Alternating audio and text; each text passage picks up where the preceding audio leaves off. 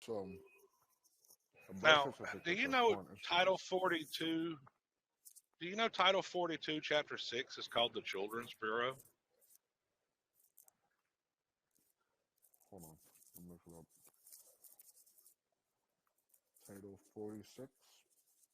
Title 42, No, 43. Chapter 6. Section 191 establishes the Bureau. 192, Chief of Bureau, Investigations and Reports. Section 193, Assistant Chief. And Section 194, Quarters for Bureau. That's it. Just those four sections. That is, and I'm like, well, that's interesting. What is the Children's Bureau? Services, and it's the same division. Well, Health and Human Services is all. That's the CDC. See, there shall be established in the Department of Health and Human Services a bureau to be known as the Children's Bureau. Well, the CDC is it's like the parent company for the Vital Records Office because there's an Well, I administration. haven't got I haven't got to that yet. This was just in chapter 6. I'm trying to Oh, scroll down through the different sections to find the vital records. well, if I'm not mistaken, aren't the Vital Records? I don't think that they would be. I think they're a partner, or like they're contracted, but I wouldn't think that they'd be listed as an actual subsidiary.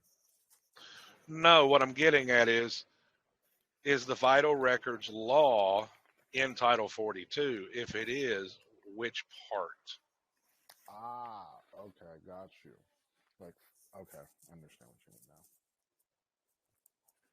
And you assume that it would be in the Child's Bureau section, No, I the wasn't Children's Bureau. assuming that. I just thought chapter 6 was interesting. There is four sections, and I read the titles to you on this thing under Department of Health and Human Services that is called the Children's Bureau. Mm-hmm. Never Mm-hmm. heard of that before. And it's like, okay, what is that? There is nothing there talking about the scope of it. There's nothing there with any rules of it. It's just clearly, it's just, let's Hmm. see, You know where you would have to probably go? 6A, public health. Yeah, but Public Health you're Service, probably, because there's an administration to that. Like, you know how, yeah, like with American jurisprudence, they do volume 16, 16A, and 16B, yes, all yes, for like constitutional law. So yes, it's like the same thing with this. This explains what the bureaus are, and then we go to 6A to find out how the Children's Bureau is administrated. possibly, yes. Possibly. And let's see. Oh, and I have definitions here. Let's see. The Yeah, term that's what I'm trying to services, find public is the health vital service, records because that'll get maybe give us the definition of products. let's see, possession. Wow. See, now this is why it's crazy. Because if we're looking at it like this, and like I told you, I was studying that video from Yusuf El, that gentleman who was talking about taxes and the foreign Hmm. aspect of things. And it says, like within the definitions of subsection of chapter 6A, is for definitions that apply to section 6, which is the Children's Bureau. It Hmm. says that the term possessions include, among other possessions, Puerto Rico and the Virgin Islands, but it describes nothing of the United States. It just says Puerto Rico and the Virgin Islands. And this is Hmm. with, yep, and this is the Public Health Services. I'm trying to see if there's, let's see, a vessel includes every description of a watercraft or other artificial contrivance capable being used as means of transportation on water, exclusive of aircrafts and amphibious contrivances, narcotic drugs, addicts, psychiatrists, heart disease, uniform service. So he doesn't have that many definitions. sciences, and we're looking for specifically vital records, right? Yeah. Agencies for healthcare research and quality, population research. But see, the enumeration would fall under different aspects because, like, for example, the birth certificate has multiple parts, right? There's one aspect that has to deal with the estate. There's other aspects that have to deal with numerations for specific statistical things that, you know, the departments do, right? So how are we differentiating, like, for example, vital records could have subparts of departments where like things could get lost. So like, are we specifically Yes. looking for vital records, or are we looking for the overseer of vital records? I think vital records is where to start. Because why? If you look at the law written in each of the states, okay, if you go back to that document, okay, Mm-hmm. each state has a definition, and almost every single state is worded identically. Okay,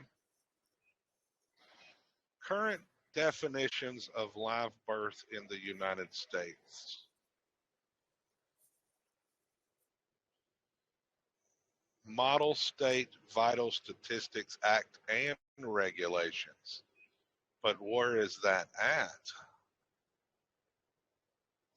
So, in the CDC document I listed, you Mm-hmm. have the 1992 revision of the Model State Vital Statistics Act and regulations, which means they've put that act somewhere.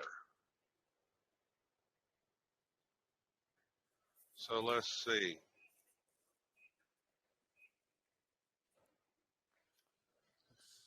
Copy. Okay. I found something in Title 42, huh. Funny. I found something in Title 42, subsection, or Chapter 6A about vital 6A. records. Yep. Okay. Now,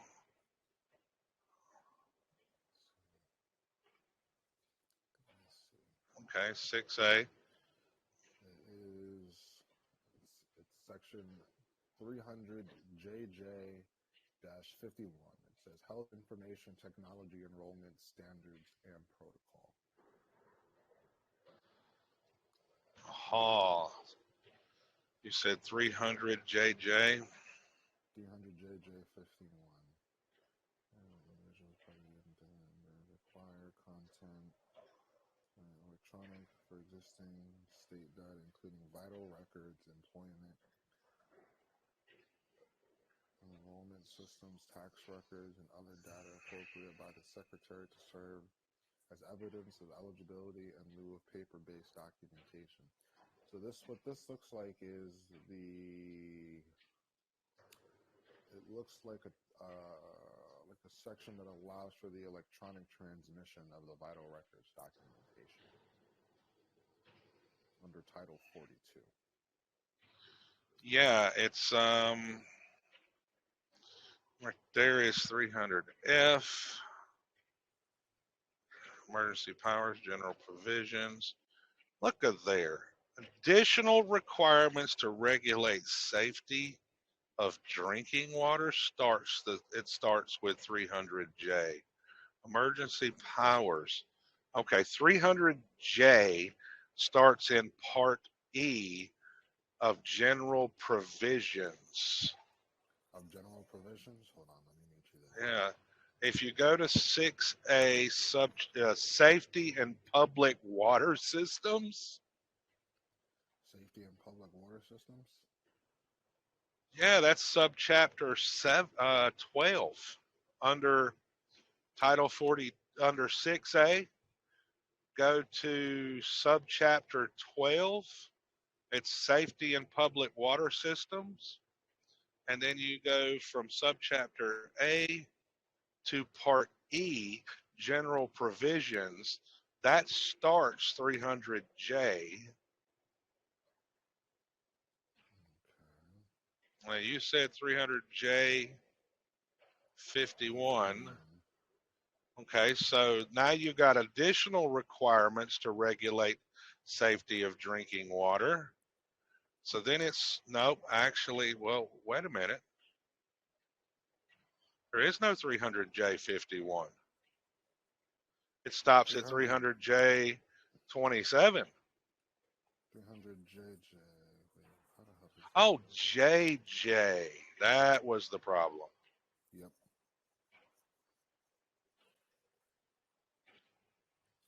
Oh, there's a definition section. I was looking at 300J. Qualified electronic health record. What does that mean? It means an electronic There's record 300JJ. on an individual that includes a patient demographic and clinical health information such as medical history, and problem list as a capacity to provide clinical decisions, to support physician order entry, to capture inquiry information relevant to the healthcare quality, and to exchange electronic health information with and integrate such information from other sources, and includes or is capable of including a real-time benefit tool that conveys patient-specific real-time cost. Jesus Christ. Okay, that's the definition of a qualified record. Healthcare provider includes a hospital. Okay, perfect. All right. Let's see. Ambulatory surgery, emergency medical services, pharmacy, practitioner, also applies to Indian Rural Health Clinic. Health information has the same meaning given in section. What is this section? Health information means any information, whether oral or recorded in any form or medium, that is created or received by a healthcare provider, health plan, public health authority, employer, life insurer, school, university, or healthcare clearinghouse, and relates to the past, present, or future physical health or condition of an individual, the provision of health care to an individual, or the past, present, or future payment of the provision of the health care to an individual. Now you know what a clearinghouse is, don't you? Yeah, this is where pretty much like how I said, it's like receipts are processed. Well, a clearinghouse, if you look up the legal definition in Black's Law, it's dealing with securities.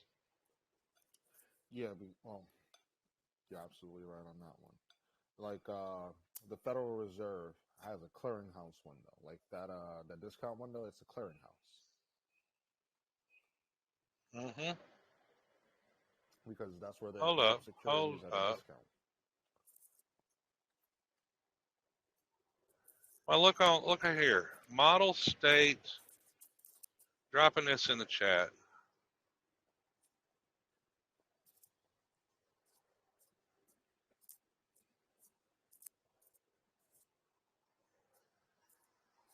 I typed into Google the Model State Vital Statistics Act. Mm-hmm. Did you get the document or not? I just got it. Okay. This is the 1977 revision of the U.S. Department of Health, Education, and Welfare. And if you scroll down to page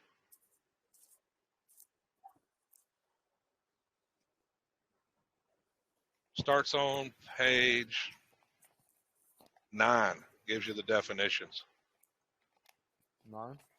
Yep, but it does not have the definition for product. Like I said, that definition right there can solve the means of all the questions. Well, like I tell you what. Of income in the IRS code. Well, I know where that's defined at. Where did you find that one at? 26 USC 83. 26 USC 83. 83A. They move these codes, so they don't take them out; they move them.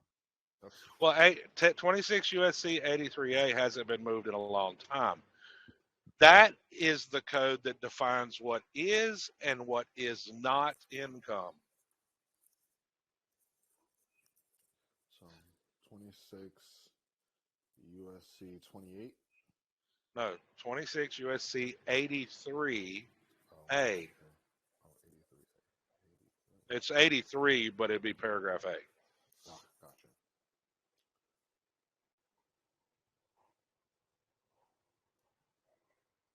Ah.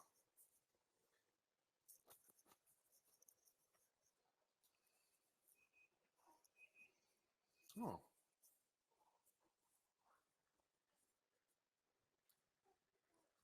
For transfer to any person other than the person to whom such notices are performed, the excess of fair market value of such property, the amount of any paid for such property, election to include the gross income. Oh wow, yeah, you're right.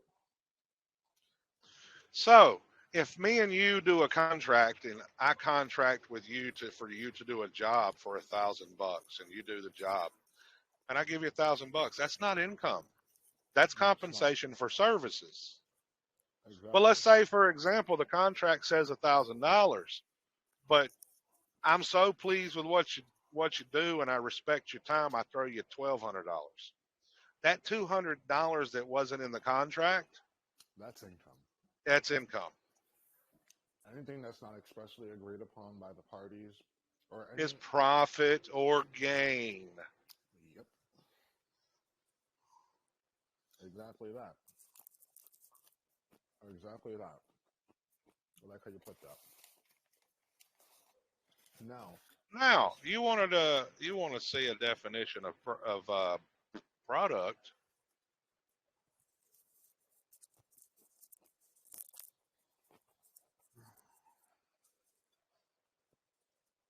Product, something that is distributed commercially for use or consumption, and that is usually one, tangible personal property, two, the result of fabrication or processing, and three, an item that has passed through a chain of commercial distribution before ultimate use or consumption. That's Black's 11th. mm, okay, beautiful. Now, can we find a statutory or federal definition within any of the titles applicable Uh, to use that definition in that same sense? um, I think we're going to have to go look at different sources, Let's see. as in find the codes dealing with Social Security, or, in other words, even if it's not here in the vital records, we might have to go to the statutes at large or the congressional records. Or the congressional records. The congressional records is your intent of Congress. Yeah, that's what you look at for relation to whatever. What the law statutes is they pass, yes. Yeah. Yeah. Exactly. Let me see something really quickly. It's USC. I'm looking at right now. I can find the definition of product. Let's see. What title? Ooh. This energy product. Let's see. Title. Yo, that's crazy. I think I found it. It says regulation of regulation of biological products under Title 42, Chapter 6A. Mm-hmm. Let's see. Let me click on this. It says biologicals license. No person shall induce or deliver for introduction into interstate commerce any biological product unless a biologics license, blah, blah, blah. Let's see. let's see what a biological product is defined as. The term biological product means a virus, serum, toxin, antibody, vaccine, blood component or derivative, allergenic product, protein or analogous product, or derivative treatment, cure disease. All right. So this doesn't seem like it would apply. Well, could it apply?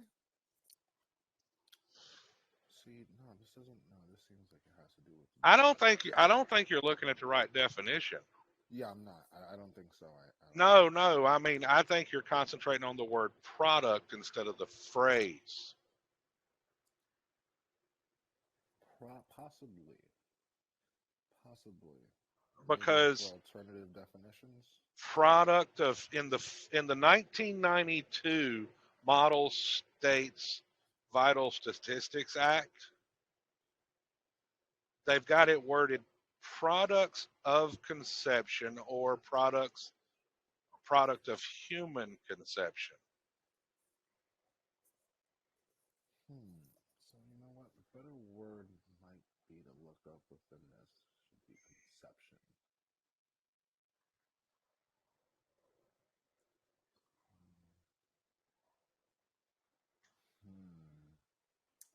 Human conception? Product of conception or product of human conception.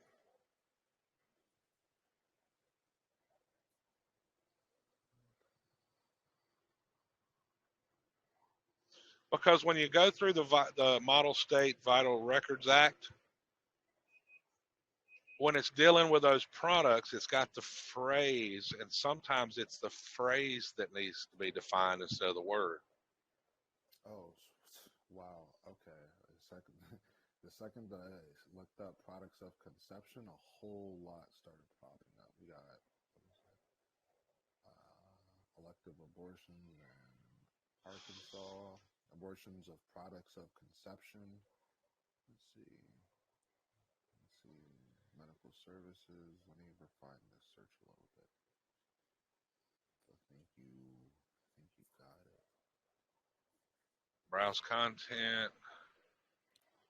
Preventing conception. What's up, Pastor? What's up, everybody? How's it going, Chris?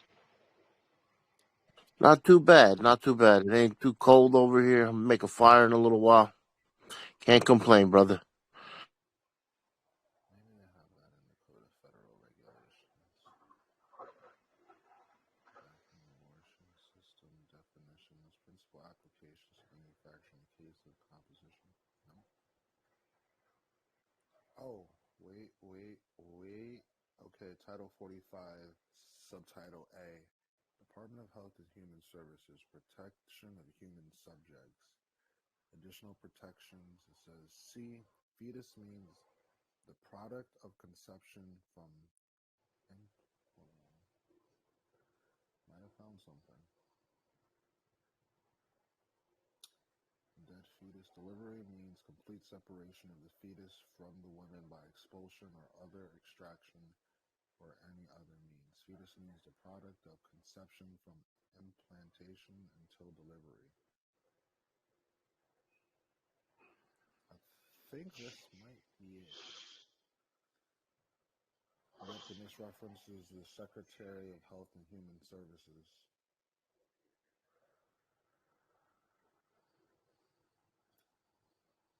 You heard, Pastor? Yeah, I'm here.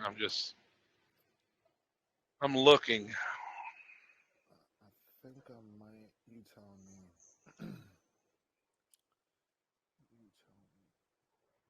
I found one thing that said products of conception, and that was in Article 10. No, Title 10, the Armed Forces. I found one for public welfare in the Code of Federal Regulations.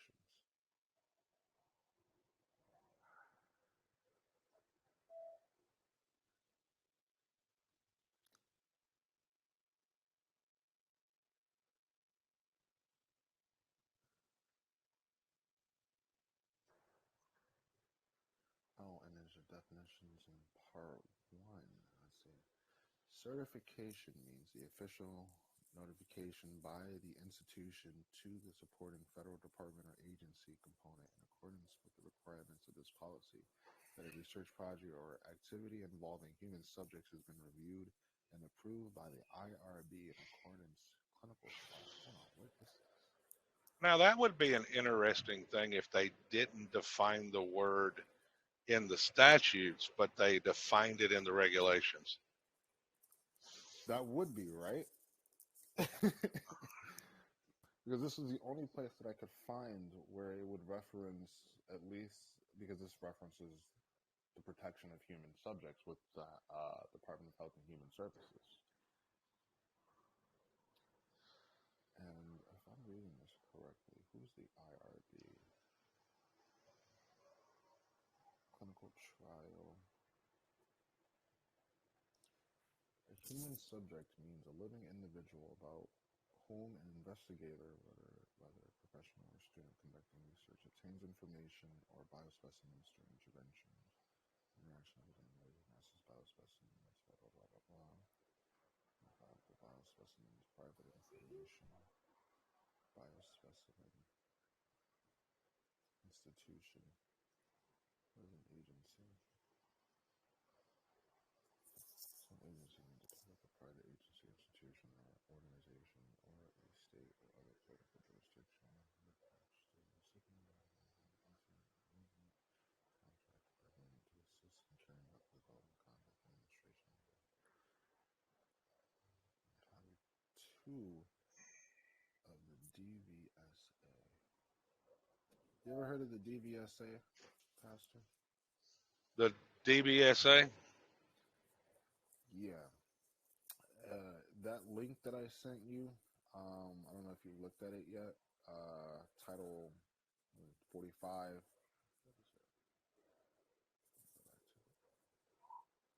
Subsection 46.202. Okay. There's definitions which apply as well, which is 46.102. If you click Okay. on that link at the top of the subsection and then you scroll down to, where is it?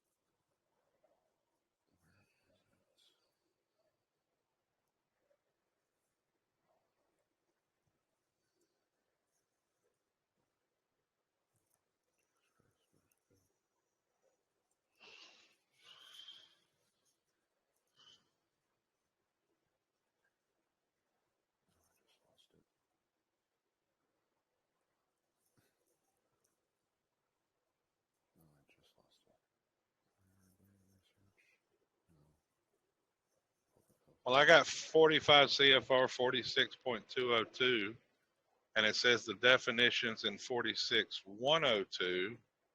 102, Yeah, that's where I was telling you to go. human subject, intervention, interaction, private. Let's see. There we go. If you click on one of the definitions for agency, all right, let's see, where can you find that definition at? Go to, what is it, Federal Department or Agency. It's definition B. You click on Definition B. D. D. David. Okay.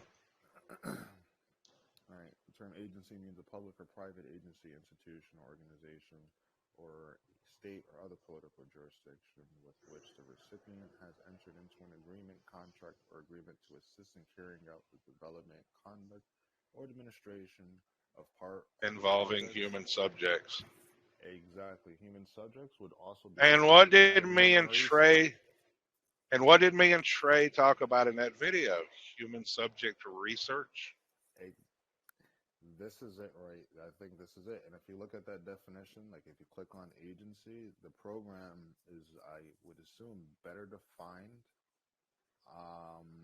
under Title II of the DVSA. Now, I don't know what the DVSA is.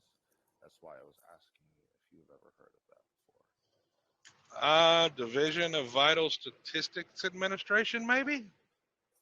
Let's find out. Yes, let's do tell.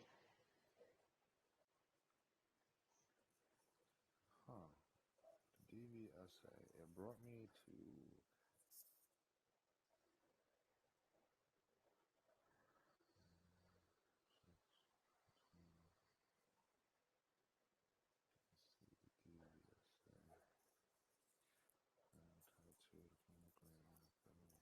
Driver and Vehicle Standards Agency. That's what that is. That's one. Let's see. Title. It seems like an organization that gives out grants or contracts involving federal funds to some degree. Because they're talking about I'm in Title 45. I mean, sorry. I'm on Title 45. Looking at definitions on. I'll just post a link inside the Telegram. Yes. Fucking air. I am here, and if I'm looking at definition B, and it says the term assistance means assistance under Title II of the DVSA program, DVSA, in the form of grants or contracts involving federal funds for the administration, for which the director of the National Senior Service Corps program has responsibility. Now, But what does the acronym mean? yeah, that one I have not been able to find yet. It has to be a public program of some sort. Under Title II of the Domestic Volunteer Service. I wonder if that's it. I think this might be it. Let me see. Domestic Volunteer Service Act. Title II.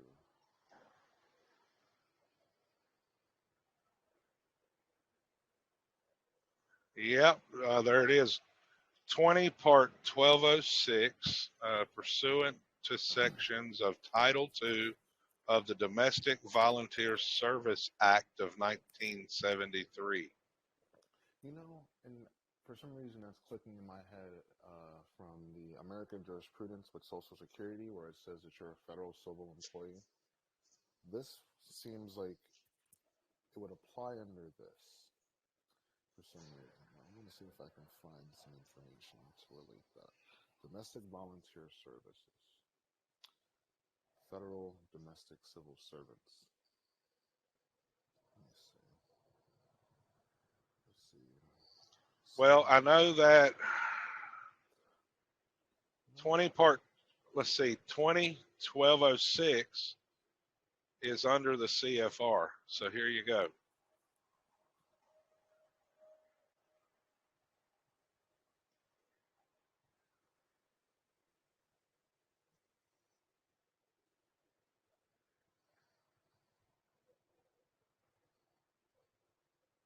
Clicking link.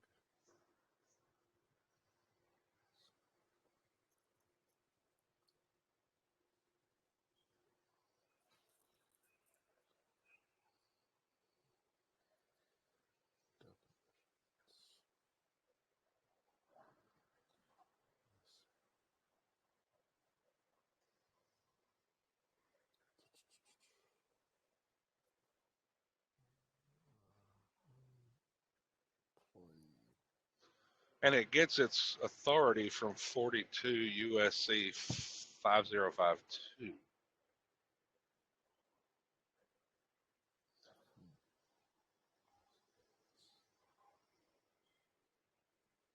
'69 Federal Register 19110, April 12th, 2004.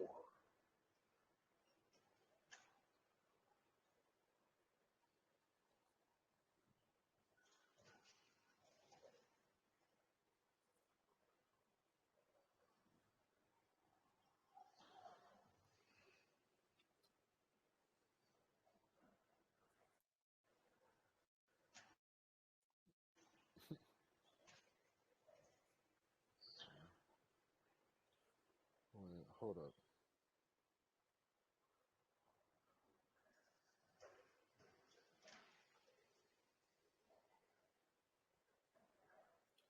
Hold on. This is interesting. This is employed by federal definition. Service citizen.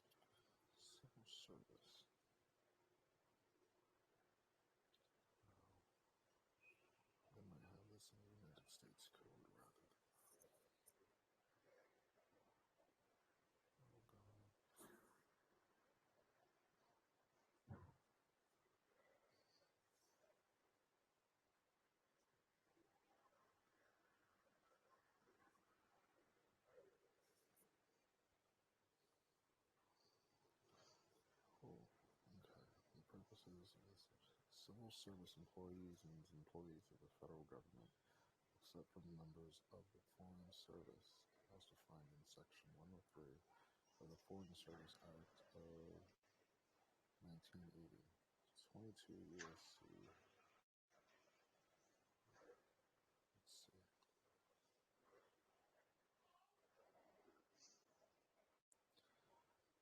Members of service, ambassadors, foreign national employees, appointed by clerical, technical, abroad consular agents. Doesn't distinctly say it.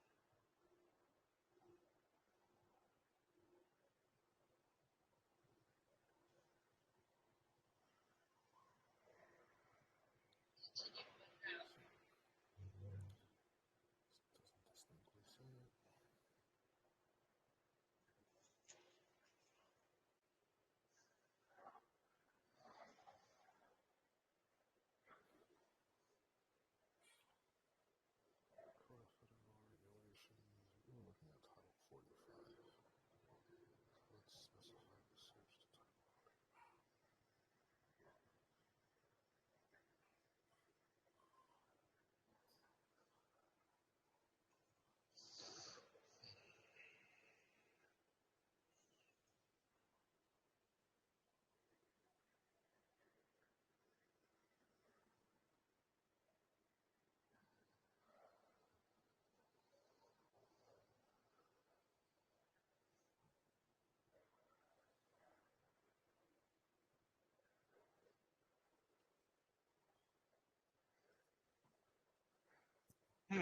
Incompetent and deceased patients. Incompetent and deceased. 42 CFR sections, section 2.15. 42 CFR. And it's titled Incompetent and Deceased Patients.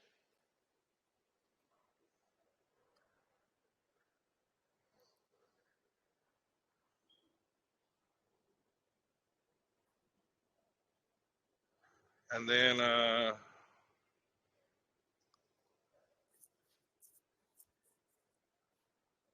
dealing with citizenship, may use a cross match with a state vital statistics agency to document a birth record.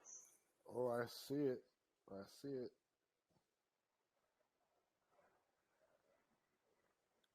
I see it. I see it. Hold on. Let's see.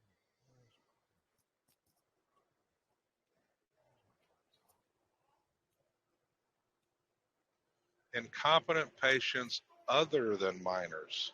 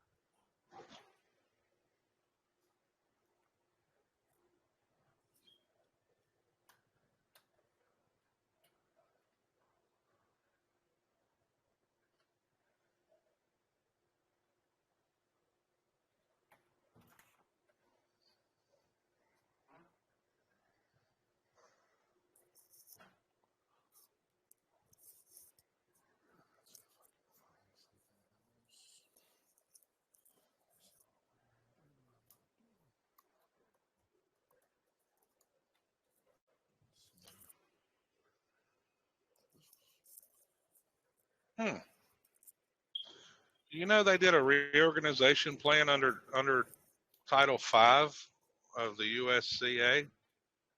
Reorganization Plan number 2 of 1946, and it mentions vitals.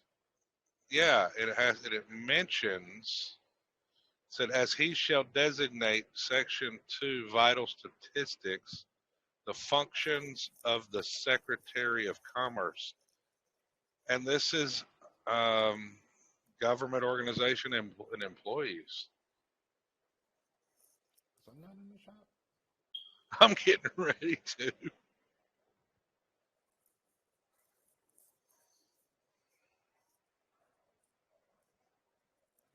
Section 2, Vital Statistics. The functions of the Secretary of Commerce, the Bureau of the Census, and the Director of the Bureau of Census with respect to vital statistics, including statistics on births, deaths, marriages, divorces, and annulments, are transferred to the Federal Security Administration. What's the FSA? Federal Security Administration. Never heard of that. Neither have I. Neither have I. Post that in the chat. I would love to look over it. And it is definitely under United States Public Health Services.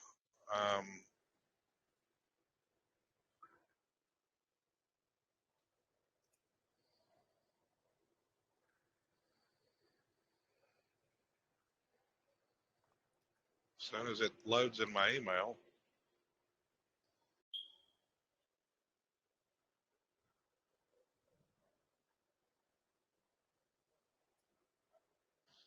See, that right there, that also is prima facie evidence of a Chapter 11 bankruptcy.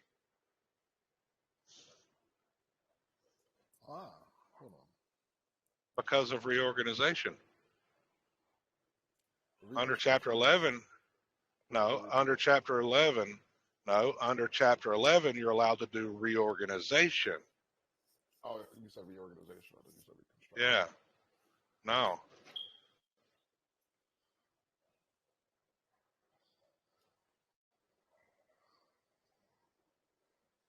And then Section 4, Social Security. Wait a minute. The functions of the Social Security Board in the Federal Security Agency, together with the functions of its chairman. So the Social Security Board, so that means Federal Security Agency is what maybe that the Social Security Administration used to be called. Hold on. I sent you the document. Look at Section 4. Looking at it, are transferred to the Federal Security Administrator and shall be performed by him or under his direction or control by such officers, employees. The Social Security Board is abolished. The Social Security Board is abolished. Yes, it did get abolished. When is this? And this is from 19. No, this is. It's been amended by Public Law 89-554, sections 8A, 80 Stat 662. You're gonna have to. Where did you see? Wait, where do you see the amendment at? I don't even see that. Top of the page. Oh, okay.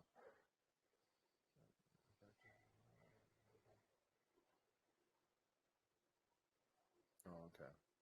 Amended September 6th. That's the last amendment for that. That amendment also doesn't necessarily mean that But right there's your Children's Bureau too in Section 1. Yep, I see it right there. Can you check to see whether or not the Social Security Board, or at least the Federal Security Administration, has been repealed through that amendment on Westlaw? Well, let's see. Hold on a second. Let's do this. Let's just say.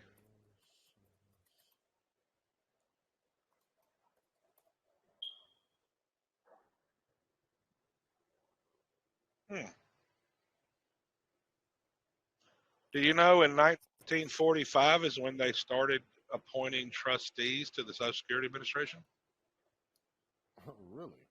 No, I did not know that. That's interesting. Yeah. There you go. And you found that from the link? No. Found it from their website. Oh, nice. Open that link and scroll to the bottom of the page. Just got it.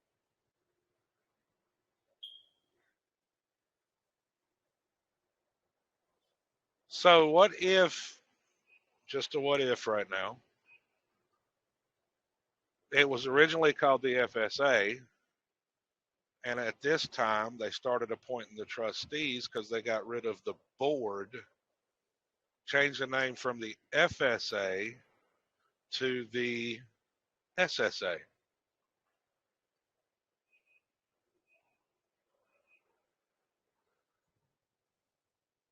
Okay. Okay. I don't disagree with you on that because I can't find anything that would say otherwise at the moment. Not yet. Yeah, not yet, but okay. So the FSA has been reorganized into the SSA. Potentially, but let's do this. I think you can go to Title 5 of the U.S. Code, and you can scroll down and see the reorganizations.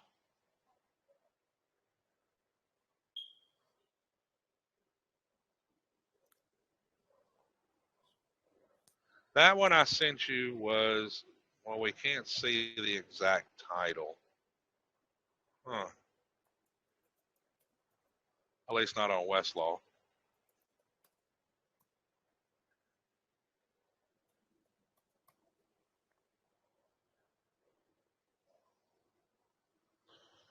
Plan number 2 of 1946. Okay, there's that one.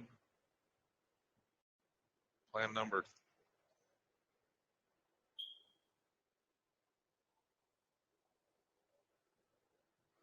Federal Security. So let's do this.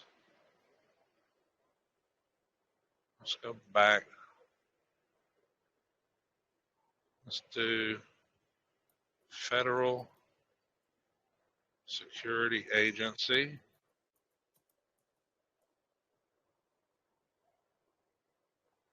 Reorganization plans. Let's go do this route, boom.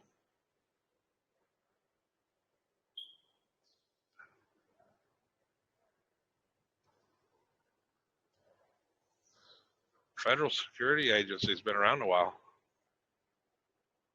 Let's see. Sort by, nope, cancel. Doesn't let it do by date. So we got 8 reorganization plans. Let's see. Looks like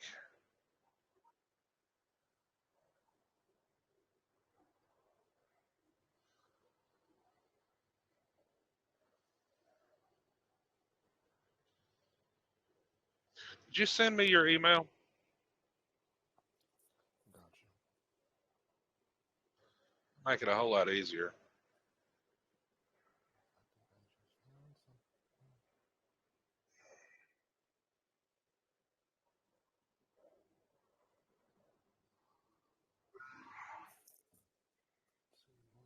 Copy. Now watch this.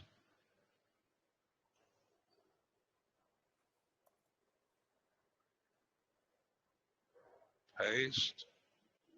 Done. Send. You're getting an email now.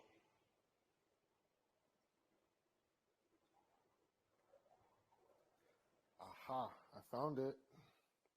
So it is hereby transferred to, there are hereby transferred to the Federal Security Administrator all functions of the Administrator of General Services. Would that be the General Service Administration? The GSA? Yeah. Well, where the GSA bonds come from. Yes, and this is the most recent reorganization plan that mentions the FSA. Ah, so how do I say this? The Social Security Board would be like the board, like you know how we have the Federal Reserve System, Federal and Reserve Board, yeah. then we have the Federal Reserve Board. So we've always had the Social Security Administration. There was a board that was over the Social Security Administration. That was Yeah. called the Social Security Board, re-administered into the FSA, now called the GSA.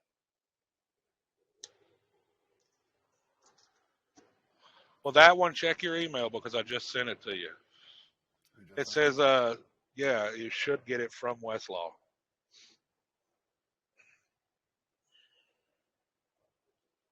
It says certain education and health functions, section 1, transfer of functions.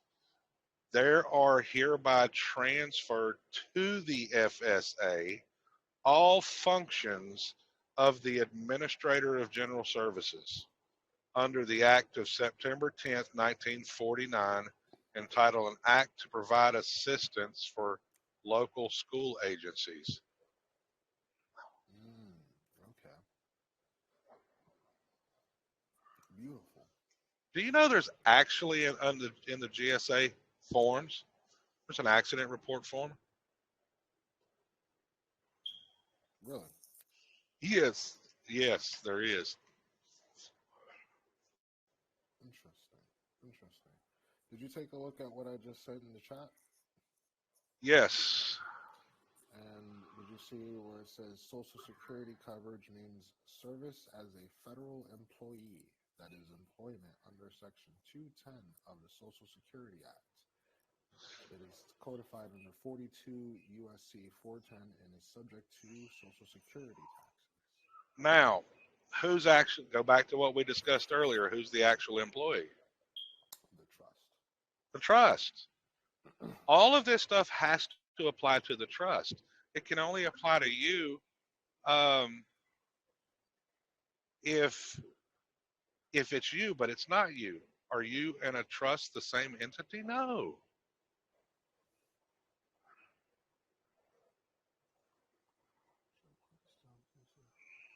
The Economic Opportunity Act. 42 USC 7, because if we can pull that employment on a trust from the Social Security Administration side,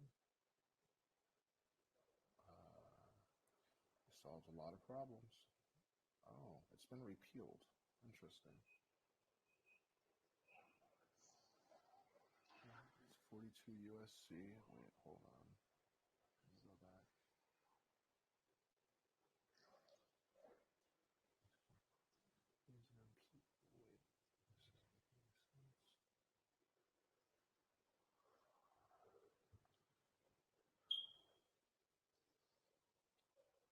Hold up.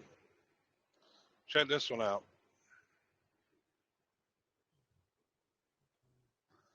When you get it in your email, go to section 201. This was done in 1939. What else was passed in 1939? The Trust Indenture Act of 1939, which applies to the obligor has to produce the trustee.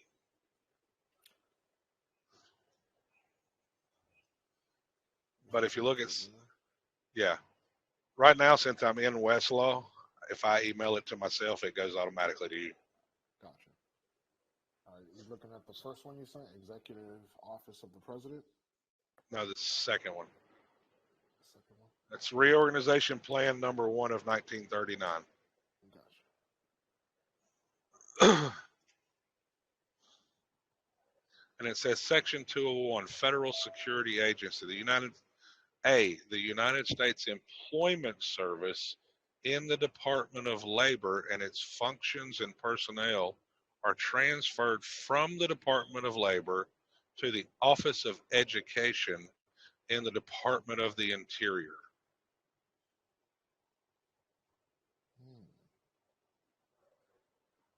Public Health Service in the Department of the Treasury. You mean the Department of the Treasury has a public health service?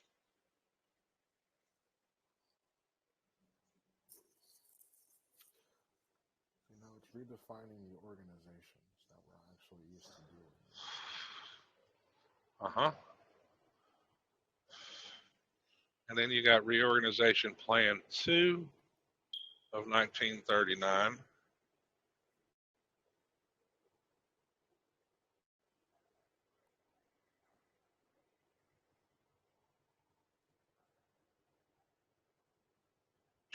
China Trade Act Registrar.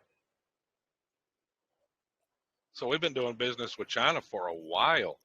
Such officer of the Foreign Service as the Secretary of State shall make available for that purpose may be authorized by the Secretary of Commerce to perform duties of China Trade Act Registrar. Oh, I made a video that the United States is owned or leased by China. Um, the Native Americans that were referenced, apparently there's been a discovery of some sort where there's a Eurasian migration that took place about 15,000 years ago, which populated Canada, North America, South America, and the Caribbeans. And Yeah. this is before any sort of documentation of any sort of Native Americans or any other cultures were supposedly here. So Christopher Columbus's expedition was to transport his cargo, or at least to find a water route to East Asia, and then supposedly ended up in the Caribbean by accident. Well, you want to see another interesting one? That last one I just sent you, Section 3, Department of Justice, transfers, consolidates, and abolitions relating to the Department of Justice are hereby effected as follows. A. Federal Prison Industry Incorporated. The Federal Prison Industries Incorporated, together with its board of directors and its functions, are hereby transferred to the Department of Justice and shall be administered under the general direction and supervision of the Attorney General. And then B, National Training School for Boys. And it went to, are hereby transferred to the Department of Justice. You know what? Board of Trust. You just made me. Go ahead. I didn't mean to cut you off, but you know, you just made me realize. What? Even doing this with you, it's that for anybody who's listening right now, or even if it's just us and people who listen back, when you see like the older methods, like what was it? What are those books called? Like the Get Out the Matrix books, like 1, 2, and 3. Yeah, the redemption manual. Yeah, the redemption manuals and things like that, like old school methods, or like you see a lot of like old ways where people were doing things. Part of the reason why those things don't exist to a degree anymore is because they've reorganized everything once people figured a little bit of stuff out. And yeah, this is evidence of that, because there would be no, like, they're transferring all the appropriate, like, because I'm pretty sure lawsuits came out, liens were placed, you know what I mean? And they didn't know what to do with it other than to transfer the property to a third party who people didn't know of, and people weren't looking at the legislation at the time, the updates. This is why I tell people, you got to become a reader. You've got to read a lot, because even if you learn the principles, you don't need the codes, because the principles bypass the codes. But until you get the principles down pat, you got to stay up on it. Because it's like, I look at the codes as like evidence, or like to a degree evidence of something, you know, evidence of a law, evidence of the principle, you know, that exists. So it's like, you're right. If you can't understand the code, you won't really get the principle. Like, if you can't make the relation to the two, then it's going to be very difficult. This is why it's such a changing process to a degree, because it's like, all right, all paperwork goes here. Well, they've reorganized, and now all paperwork goes here. Yeah. You know what I mean? Like, they've changed the offices, literally. Well, I mean, people have been in this movement for a long time, longer than a lot of us have been born. You're not wrong about that one. And there's always a certain number of people that figure the game out, and they do things accordingly. And then Congress has to change the rules. Back in the 90s, people were using, when the ACH first started, people were using Federal Reserve routing numbers with their social to pay debt. So what happened? Next thing you know, we have this banking emergency, and they go in and pass a new banking law that makes it illegal to use Federal Reserve routing numbers. Then they started doing the pass-through numbers where you find a Federal Reserve member bank, use their right routing number, and then they changed the rules again. Like you made the point earlier in the conversation when you were talking about the black card. Mm-hmm.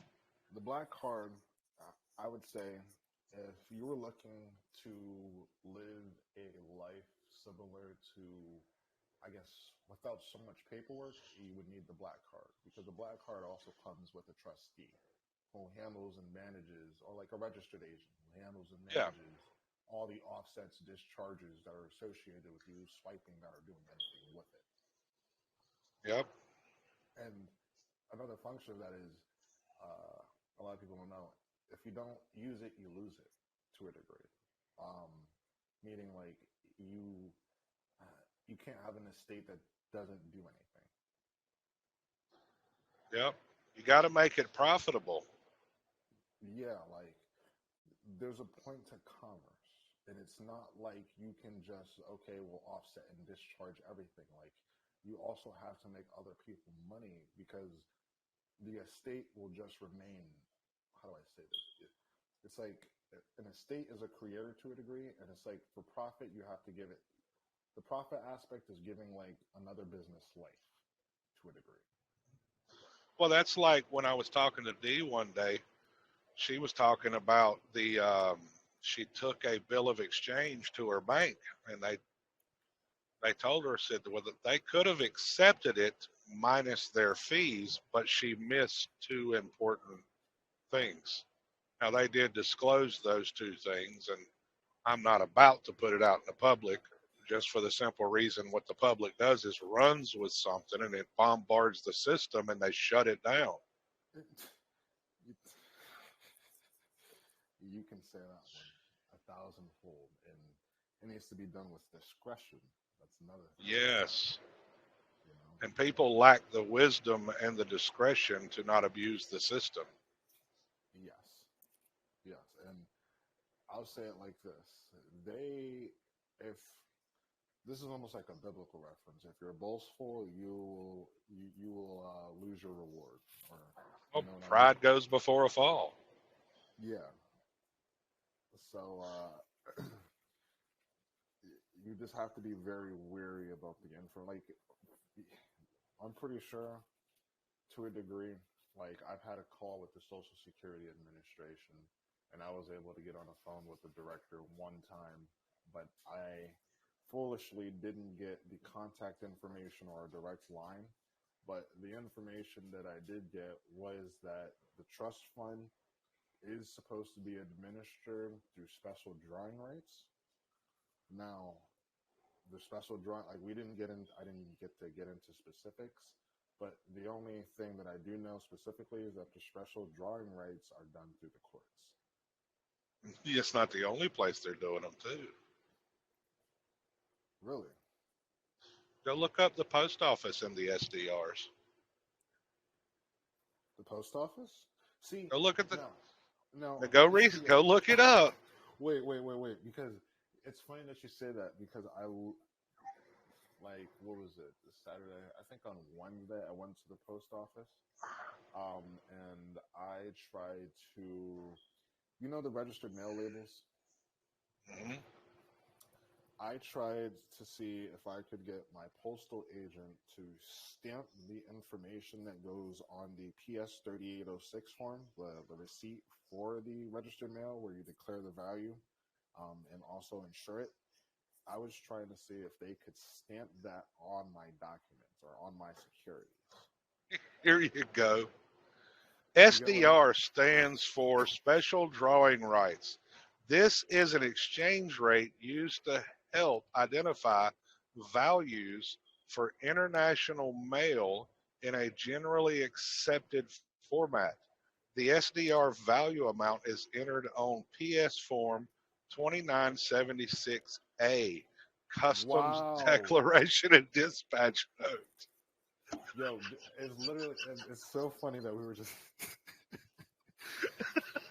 It's so funny that you say that. I didn't even know about that. And I was just like, I just had the idea, like, I think I can get them to stamp that on the document itself, because even with the receipt, I feel like, for example, like when you purchase something, like there's a declaration, like a bill of sale or something like that. Like when you're exchanging securities, there's a declared value on the certificate. So if you can get that stamped on the certificate and not just the receipt itself, or you can get the receipt that's supposed to be deposited with the post office transferred Mm-hmm. to them instead. Mm-hmm. One of the 7-4.1 USPS SDR official. The SDR official is appointed by the VP, SM, and provides a means for the Postal Services supplier company to something. I'd have to look. Oh, what you call it? I was looking at the. I think it was what? I think it was the domestic mail manual, if I'm not Yeah. mistaken. The postal system gets their money by, what is it? They give book entry securities to the Federal Reserve System in exchange for backing their money orders, and also Well, sometimes the system sell gold as well. If you know about well, that. there's two different types of post offices, right? Yeah, there's a postal system and there's a postal office, and I think Yeah. we had a discussion about that. There's actually only, what was it, 3 post offices? No, in Colorado, yeah, there was only 3 in Colorado. You got to find the ones that have jurisdiction ceded to it to Yep. find the post office. The rest of them are postal service. And you can find that, if I'm not mistaken, within the public acts. That's by the states. Yeah, by the states, right? Or is it done on a And county this, level? no, it's done by the state. The state offers or gives the land to the federal. The federal, that's a offer. So what happens on the other side of the contract? Acceptance, right? Mm-hmm. So Congress has to do an acceptance of that offer and issue it to the state to take over that land for that post office to be ceded jurisdiction. So we have unlawfully ceded jurisdiction within the United States for some departments. For a lot of departments, because cite your authority, his opinion is that if the court doesn't have jurisdiction ceded to it, then it doesn't then it doesn't have territorial jurisdiction, which means subject matter jurisdiction is in question, because it goes like this: territorial subject matter in personam. I agree with you. Damn, what was I gonna say? Damn, what was I gonna say? There was something for everybody to recognize about the court system. What was it?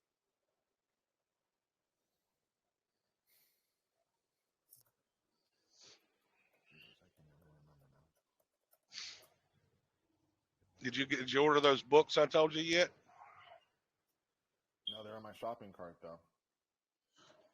I'll go ahead and give you a spoiler alert. I asked my dad the other day, so what you get? Did you finish the books? He said, yeah. I said, what'd you learn? He said that the states are at war with the federal, fighting over chattel paper. The states are in war over federal, and chattel paper is just security notes. Yes. The states are broke. You know what I mean? And this is all parties are broke, because why? Congress is broke. Congress is the only one that can issue the money or regulate the currency. The states can't. Yeah, because we have somebody made I forgot what video I was watching, but somebody made a good point. It's just like, this is why it's called the Federal Reserve System. Like, it's a private corporation, yes, but that's not the point. The point is the name that they decided to use for that corporation. It's the Federal Reserve.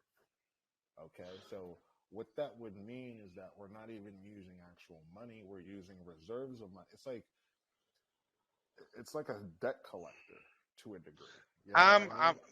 I'm of a different view. Oh, go ahead. I'm of a different view because when I looked at the congressional record of March 9th, 1933, Hmm. on page 2 of that document, they didn't get rid of gold. They redefined what gold was. It was the obligations that are deposited as the security and gold. Okay. See, now, though, let me stop you right there. Let me just clarify. What I'm hearing and what I think I'm understanding is you're saying that the new face value for gold is securities. No, the no, not face value. Or The obligations of the United States are the new gold. now, let me ask this question because this is a good question. This is a something that I need to clarify on money. If we're redefining what gold is as securities of the United States, then what was gold before? Gold wasn't a security of the United States beforehand. It was a security of the Treasury Department, correct? No, well, Or the Mint, if I'm not mistaken. yes and no. Um, what it was before, you only had one form of payment: gold and silver coin, right? Hmm. Now, you just got the congressional record. Okay, Hmm. I want you to go to page 2. On the right hand side, about 2/3 of the way down, you see a name. It's called Mr. Stiegel. The Hmm. paragraph above that. Under the Federal Reserve Act, obligations are deposited as a security and gold for reserve notes are placed in the hands of Federal Reserve agents. Let's Now break that stop. sentence down. That right there is 12 USC 411. 411. Yes. Now, I, I want to break this down because I Mhm. was even going over the phone with the banking agent. Under the Federal Reserve Act, obligations that are deposited as the security and gold, right? So that's Mhm. one conjunctive subject Yeah. right there: security So that and gold. means to me, the proper noun is obligations, and the description, the adjective, is the security and gold. In other words, what is the obligation? Well, how do I say this? Do you not think that they're making a difference? Because one would be the credit and the second would be like the asset. So they're making a distinction between the security would be, or the obligations are the security. The gold is for the reserve notes. Mm-mm. So it's saying, If they, I I go ahead. see the and as a joinder. In other words, the obligation is the security and gold. In other words, why? They got rid of quote unquote gold backed currency, right? We know it's no longer, we don't have a reserve of gold to do it, right? Hmm. So they technically, yes, they got rid of gold backed currency, but instead, because of the credit of the United States, right? They changed the gold definition to the obligations. The obligations are the security and gold. They had to get everybody to believe that the securities have that kind of value, they are that stable, to get the whole world to accept the petrodollar. See, now if we go to that that sentence from Mr. Siegel, it says this provision is for the issuance of Federal Reserve bank notes, not for Yeah. Federal Reserve notes. They changed it in 1945 to Federal Reserve notes. Oh, they did? Yes, On the congressional record or through amendment? through act. Through act? Yeah, You said 1949? 45. 5. Yeah. Now I want you to go see what the obligations are. Go to page 5 of that.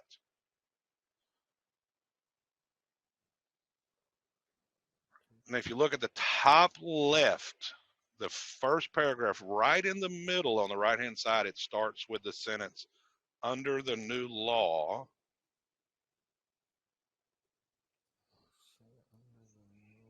You said top right? No, top left, the first paragraph, right in the middle of the paragraph, it says, under the new law, the money, singular, is issued to the banks in return for government obligations. There's your obligations. Government obligations, bills of exchange, drafts, notes, trade acceptances, and bankers' acceptances. The money will be worth 100 cents on the dollar. It doesn't say 100 cents on the denominated value.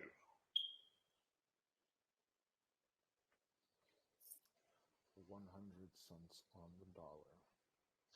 That means you have all kinds of dollars in your pockets. You got a $quarter, you got a $half, you got a $1, you got a $5. Does that mean the $5 is worth 500 cents? No, it's still 100 cents on the dollar. Everything's equally valued because they never said what denominations would be.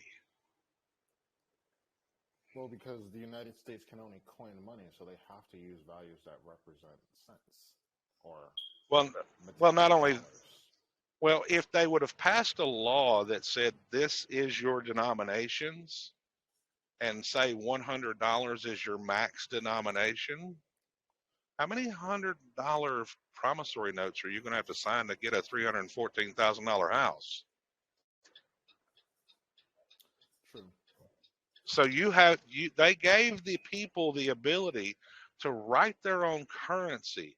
And it's what I tell people. I said, if you look at that list, now this section I just read, that is 12 USC 412.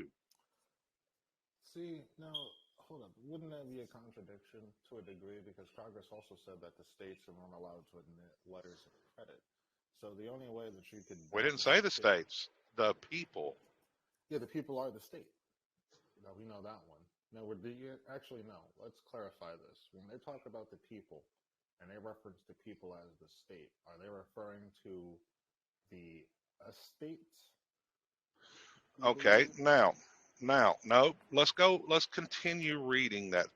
It says the money will be worth 100 cents on the dollar because it is backed by the credit of the nation. It will represent a mortgage on all the homes and other property of all the people of the nation. The people of the nation are who? The states. Yes, they have to give equal exchange, right? Somebody can't take all your property and steal it. They have to give an equal exchange, right? So what did they do? They gave people all these different forms of payment. You go to Walmart and you want to buy a TV, what do? You've got options. You've got cash. You've got a debit card, credit card, checks, money orders. You have to, cashier's check. But now let's say you don't want to do all those. You have the option of a bill of exchange, different process, but it can be done. Contact the CFO, send them a freaking bill of exchange minus their fees and put the balance on a prepaid card to only use at Walmart. You have that option once you start understanding the banking system. Yep. And this is what the black card is to a degree. There's a deposit To a degree. that's done, and there's funds. It's not really a deposit. It's just opening up the account that's already been available and that other people have been specially drawing into, like what we were talking about with the special drawing rights. You know what I mean? Mm-hmm. And it's like the reason why there's special drawing rights is because certain people can tap into your estate that's not you. That's why special drawing rights exist. At least that's how I gathered it from the information that's available. Because there would be no Well, reason for special drawing rights if, technically speaking, other people wouldn't be able to come into your account and draw on your behalf. It's legislation for them to do it, not for you. I disagree. Okay. I disagree because I look at it this way. If they are the creator of that trust, okay, Mm-hmm. and they said, hey, let us use all your property if you don't mind, because we're bankrupt. Let us use your property, and we will give you a vehicle to operate in commerce. But as long as you do things right, you won't hold no liability. But if you choose to voluntarily be liable, we'll let you. That's the unspoken rule, right? Mm-hmm. So they gave you this vehicle that they tell you that they own. They tell you at every level, they tell you with the birth certificate record that it's their property. Back of the social security card, their property. Personal checks say what? Authorized representative or authorized signer. Who you getting authorized to sign for? Except for the principal. Well, if you're not the principal and you're not the owner, that means you got to be one of 4 offices. You're not the grantor, because it was made for most people at their birth, depending on the age, because we're basically the generation that was born at the time the Social Security system was getting implemented is now getting to be in their 50s and 60s. Wait, Um, I have a question. Sorry, I mhm. didn't mean to interrupt. You're This is fine. You're this fine. pertains to your birth certificate because there was a section on there that, if I'm not mistaken, listed grantor, and I believe your father's name was in that section, or your father was supposed to go into that section. So isn't the Yeah, grantor the creator? that's the interesting thing on that one because that's on the application for going to the hospital. Okay. Yeah, and that's what the birth certificate is based off of. So in that one, I really didn't analyze the document a lot, as in saying, "Oh yes, that is he's the grantor of the trust." Because if you look, was he the grantor of the trust or was he the grantor of the insurance? The insurance, because right beside it was the insurance information. Because I didn't know Dad had insurance back then. But Got you, I got get your point. I get your point. But like I said when I was telling you about the contract earlier, you. Hmm. I said it's not a 100% fit to everyone because some people's parents know certain things and some do not. Mm. But the contract would be a broad spectrum, and the farther away we get from the New Deal, the less likely people that know are having children. You see what I'm saying? Got you. So if the average mother, and it's where we go back to the Garden of Eden, did Adam get in trouble? No, Eve didn't even get in trouble from eating of the fruit of the knowledge of good and evil. When did the trouble happen? When Adam partook of the fruit, right? Yep. Well, Eve partook of it. Well, what's going on in the hospital? The mother is Eve in this situation. The mother is typically signing the contract, giving the offspring away, the infant, by assignment, right? Hmm. Which means it's now a ward of the state. That means the state has to provide for all the necessaries under the necessary and proper clause. That means the Hmm. federal government says, oh crap, we got another abandoned child. We got to take care of it. So what do we got to do? That means the state puts up the trust.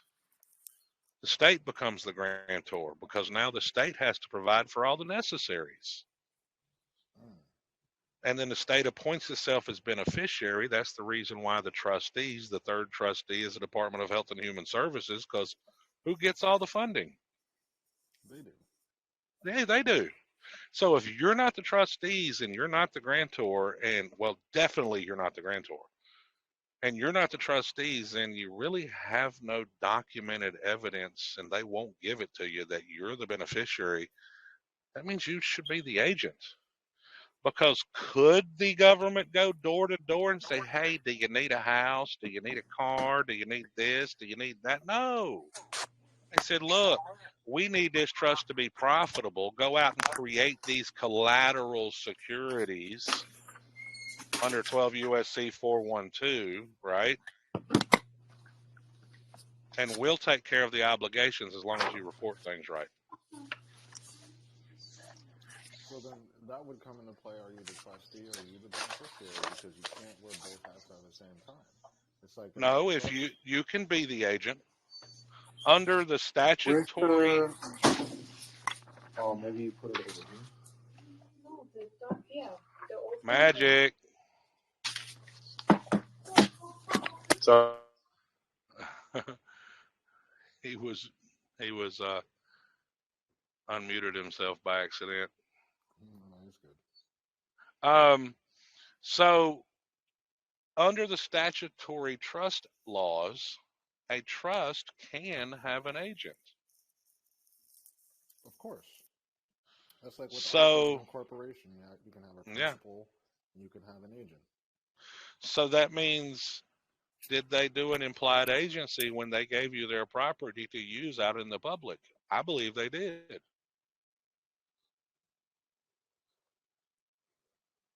Until you go to the probate court and fix the record and fix things, that's where you're operating at. But since you're not doing things right, go back to the definition earlier we was talking about on the phone, trustee des untort. Okay. Since you're a detriment to the trust, or to the owner of the trust, because you're creating all this public debt and they can't balance the books. They don't know who you are. You're not reporting. So that means you're what? You're a detriment to the freaking trust. It's funny that you say that because the obligation of the trustee would be to go out and create these securities, but then it's a public disturbance or you're not complying with the trust and they don't know who you are to some degree in certain scenarios. It's kind of like a what's that word? Ironic, I guess. How they give you a certificate to go out and use to create securities, and then they prosecute you on the securities that you create. For you to be the trustee in agency law, in any sense, or even to be an agent and to not be in the capacity of the beneficiary at all times, at all times, would seem like kind of repugnant to the duties of a trustee.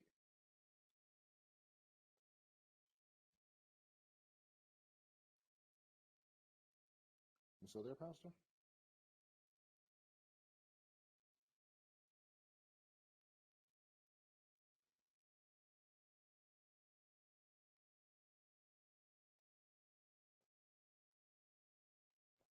Hello?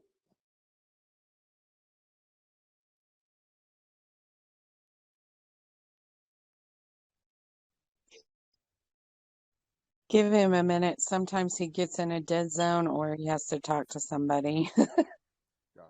All right. I'll wait for him.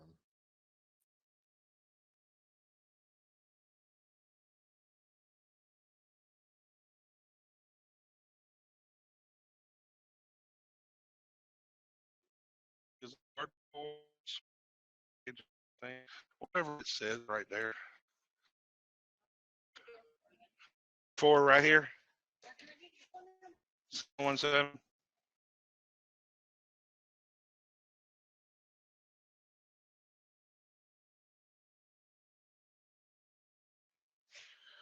So Yeah, now I'm back. sounds like he's already. I did. My wifey called and gave me little one news.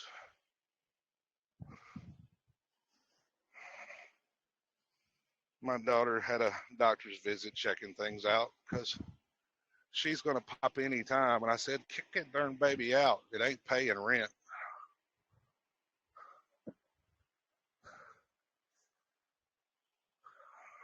So, but no, I'm back. So, now what was we at, Quasi?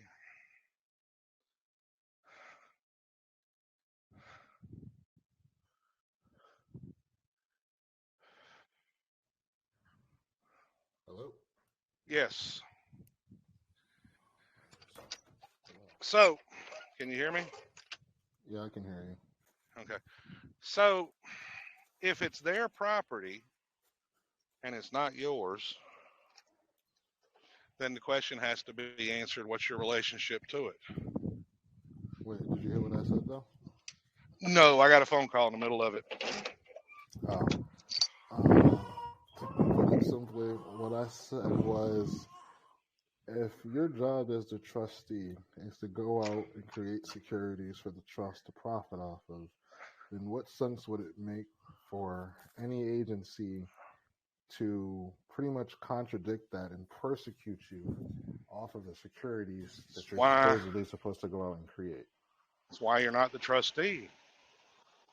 Yeah, but you... Trustee de Santort does not mean you are the trustee. Ah. Didn't go read the definition again. I think I sent it to you.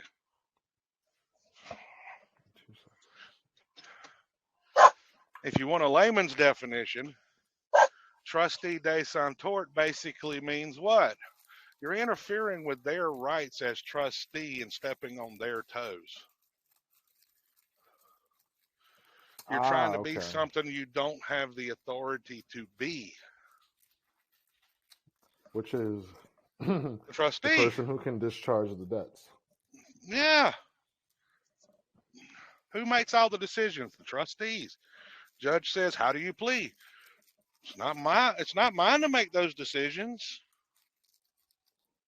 Yeah, the prosecutor and the judge and the clerk. This is why you need to see a magistrate, because they're the people who can sit here and discharge the charges to your state. Well, give me 1 second here, and I'm going to send you something else, because I want you to see this one thing. We know that when they do a court case, they're creating a constructive trust, right? Yes. Well, when I got a court case that talks about that. And the only thing that makes sense by the citation is trustee de Santort. What they're not saying in that case is that you're really not the trustee. They're saying that you might be the beneficiary, but you don't. But since you screwed up, you don't get to enjoy that benefit no more. See what I'm saying? Mm-hmm. Now, so it's like diminishing of capacity or diminishing of status. Yeah, because you're screwing with the trust. You're screwing up the trust. Yeah. Ah, okay. So it's like you lose your privilege to be the beneficiary, and you start screwing stuff up. I don't think you are the beneficiary, though. I think that you're the general agent. I think you get to go out as the general agent and do the business of the trust. In other words, create the securities. But as long as you do your proper accounting and reporting, you don't hold the liability. Got you. So court's a tax matter. Absolutely. You're not doing your accounting. Okay. Making sense. Let's see. Sense. So I'm in agreement on that too. Court is a tax matter. Everything's a tax matter. Let's see. Answer to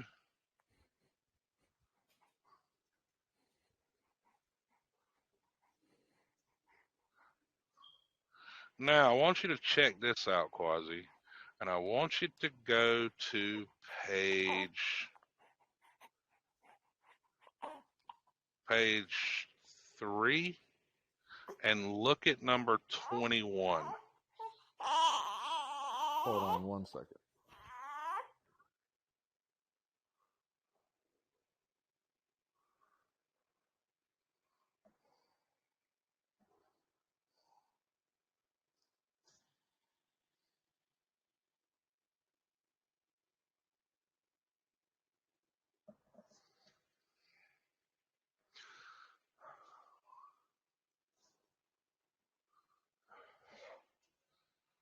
Let's see. 6 more hours to go.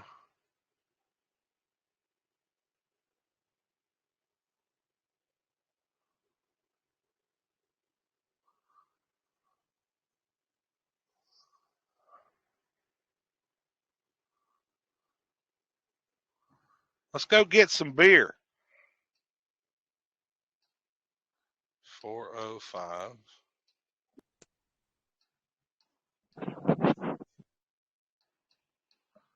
Cordell Road. Albany.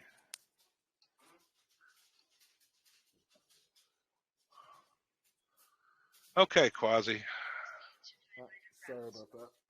You're fine, sir. Now check out that document I just sent you. It's called Answers to Complaint for Specific Performance of Contract with Affirmative Defenses. Go to page 3. I want you to look at number 21. This is the 15th affirmative defense. 50. So answer to complaint for a specific performance contract, right? Yes. You said which section? Page 3, section 21. Page 3, section 21. 15th affirmative defense. Defendant is informed and believes, and on that basis alleges, that title to certain properties, description of properties, are properties in which title is in doubt. Consequently, these properties cannot be transferred or subject to any type of specific performance or constructive trust. Okay. So what's the property? The name? The birth everything that's associated with the name. That's right.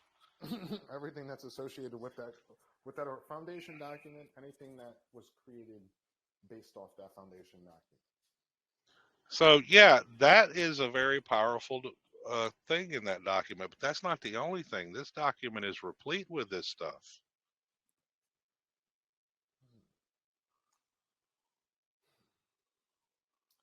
See, okay, because I was debating on whether or not, because I filed several attempts to do things with the birth certificate within the court procedures, and they've gotten rejected for either I filed something wrong, they don't handle that, I filed it under the wrong title, X, Y, and Z.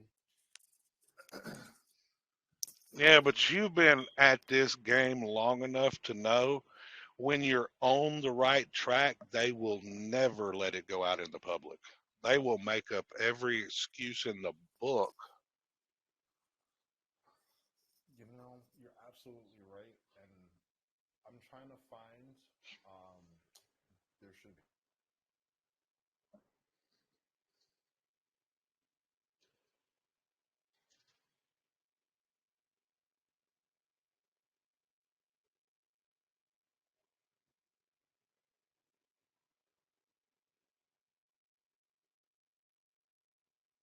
Quasi fell off again, or his headset died.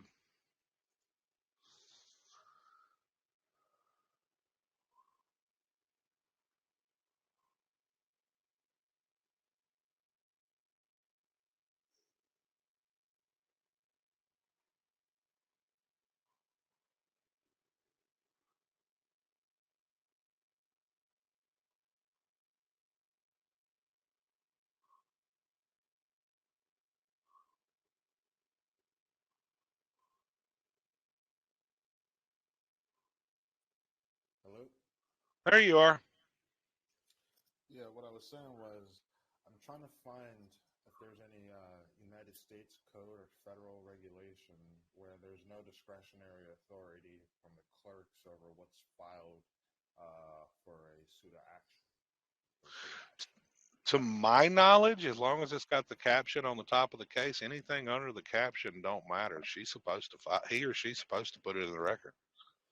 See, this is one of those things where like a lot of people say like, you know, for some reason they're trying to review all the paperwork and tell me and like almost kind of like fix whatever is in my shit, you know?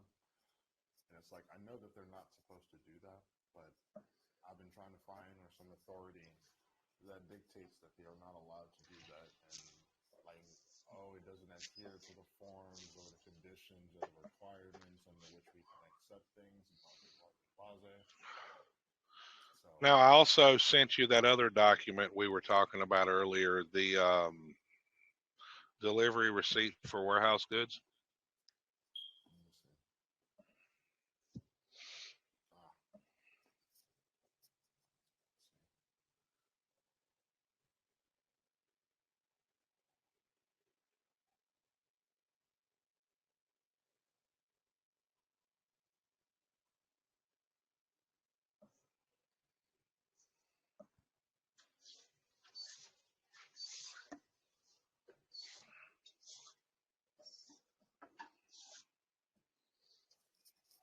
This could be a probate court filing.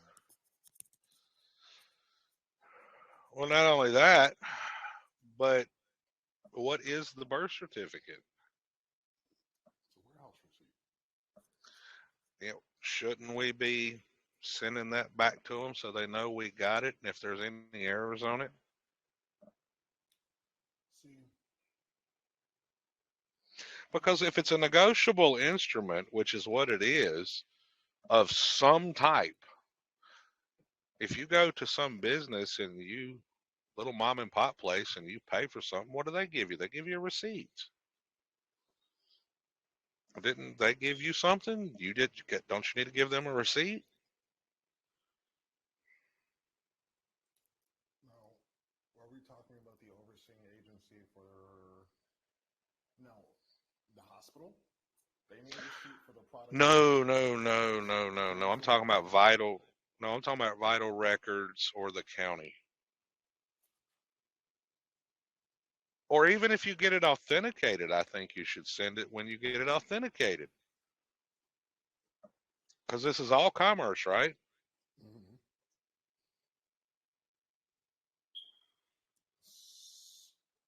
So, you think that you would send it back to the county as their receipt fully authenticated?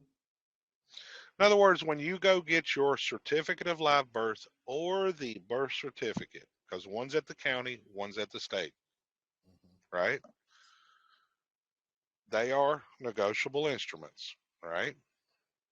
If they send you a negotiable instrument, shouldn't you send them a receipt?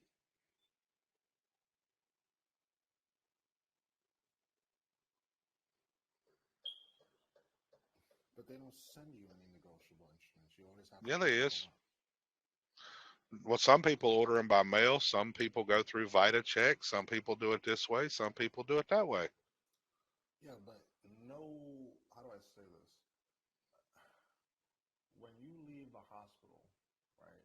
You leave the Yeah. hospital with like copies of any of the paperwork, even if they allow you to get copies. Sometimes they're thinking about that, but Yeah, I'm not talking about the hospital records. I'm talking about the ones after the fact that gets recorded with the county when you get your record from the county and you get your record from the state. I'm talking about those documents. yeah. So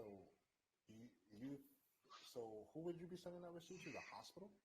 No, to the party that sent you the instrument. But nobody. We went to go pick it up. So what do you mean by I didn't. I ordered mine through mail and they sent it to me. Oh yeah. Oh, wait, so you mean send it back to them? So no, I didn't send them the instrument back. I'm saying send them a receipt. Look at what that delivery receipt for warehouse goods says. Ah, okay. I see. Okay.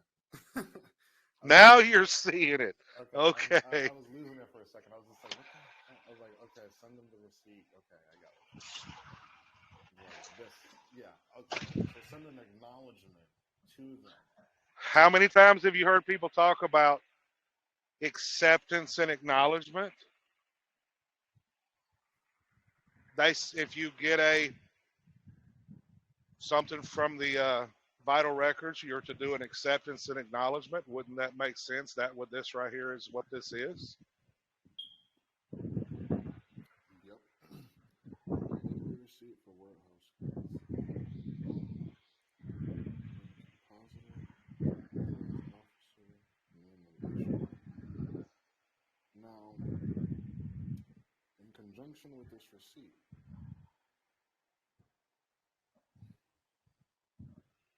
wouldn't you have to associate?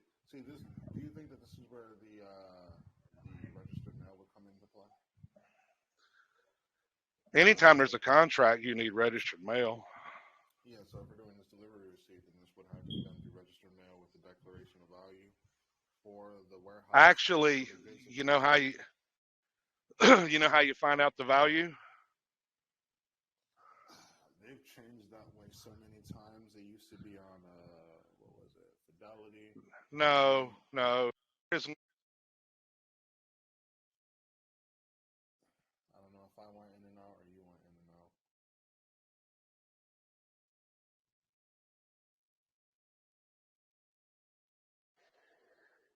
Hello? Now, there was Hello? no evidence. Hello? It's all circumstantial when it comes to Fidelity.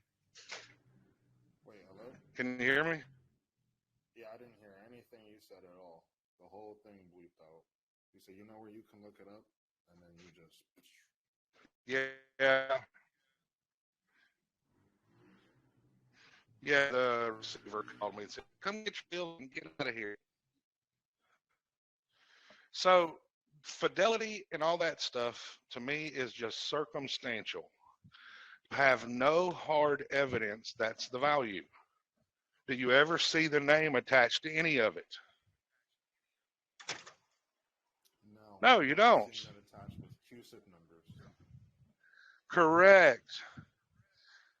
But Boris had a nice little powwow with the head legal advisor for Vital Statistics in Florida. And according to Boris, he admitted everything to the usufruct and all of it. Okay? But he looked at Boris at the end of the conversation and he said, but you know, there's one thing you've never done. And Boris said, what was that? He said, you've never went to the county assessor in the county where it's doing business and has the tax value of the properties done. Oh, you know, it's funny. I actually tried to do that. And you, from my own experiment on trying to do that, you have to, well, at least this is how it has to be done because I guess COVID, but I have to make an appointment with the county comptroller and speak to them because they're going to be the ones who handle that. It's not, at least in my county, there's two divisions. There's a county office and then there's like a You're going to have to speak up a little bit. you know what, that's why. So there's a county office and then there's like a federal building right next to it. And you have to go to the federal building and speak to the comptroller for the county over there. Make an appointment with them to have any sort of document assessed or any sort of bond or security or warehouse receipt assessed. Yes. They like the local county tax assessor doesn't have any information or there's no records of that particular instrument like within their system or to be assessed. They don't know how to assess that instrument, quote unquote.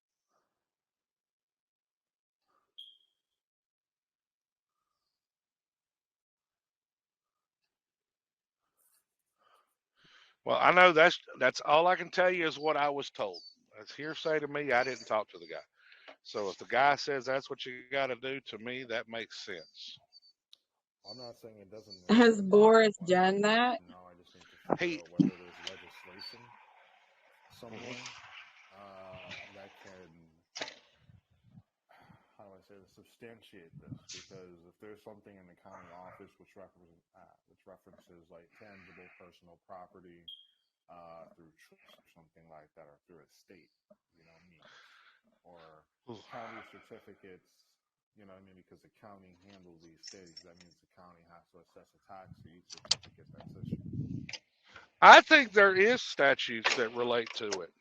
Of course there is. Go through the Social Security Act. Do you think that's just a blanket number, or is that for each freaking Social Security account? Oh, of course, And that's for Hannah, every single account.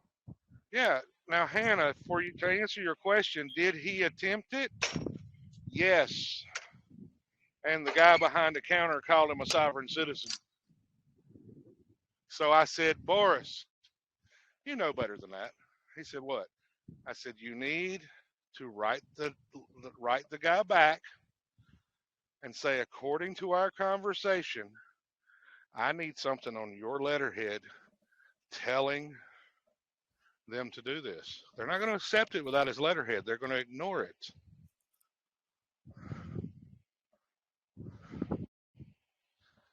But to me, the way I see it, have you ever looked up a debenture?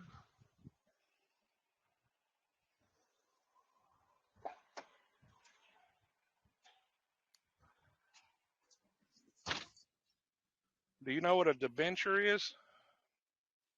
A debenture? Yeah. Never heard of it. Okay. I wish I could find the list of securities. Let's see. Reading through the list, it was one of the top ones. Let's see. It says a debt secured only by the debtor's earning power, not by a lien on any specific asset. Or the second definition, an instrument acknowledging such a debt. 3, a bond that is backed only by the general credit and financial reputation of the corporate issuer, not by a lien on corporate assets. Now, to add on top of that, look at that link I just sent you.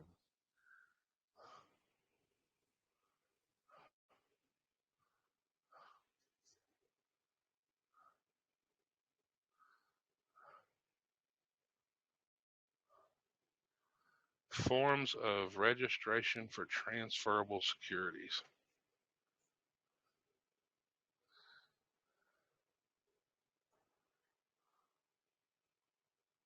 One person in the name of one individual.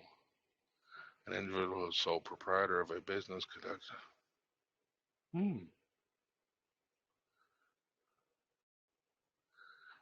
Is now based on this, do you get a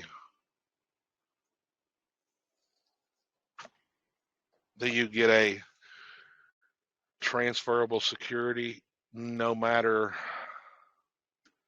what type of business you get? Be it a social, be it an EIN, be it whatever.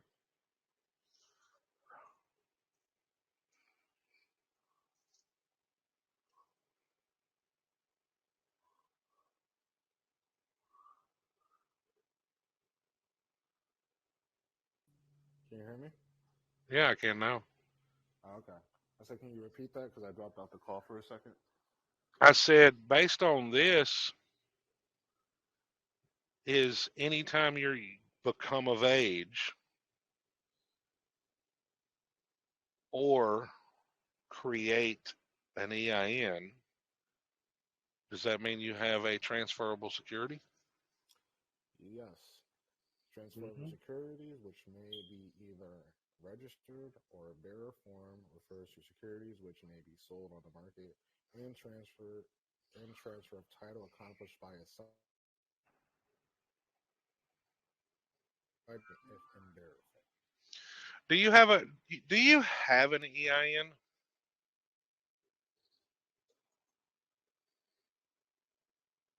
of any kind, Quasi?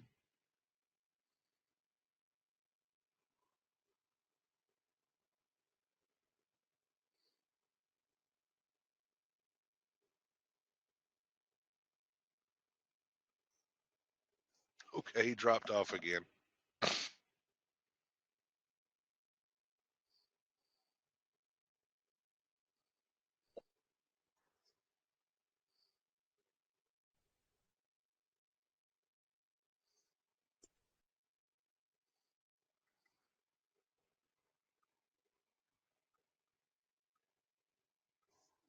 Are you there, Quasi?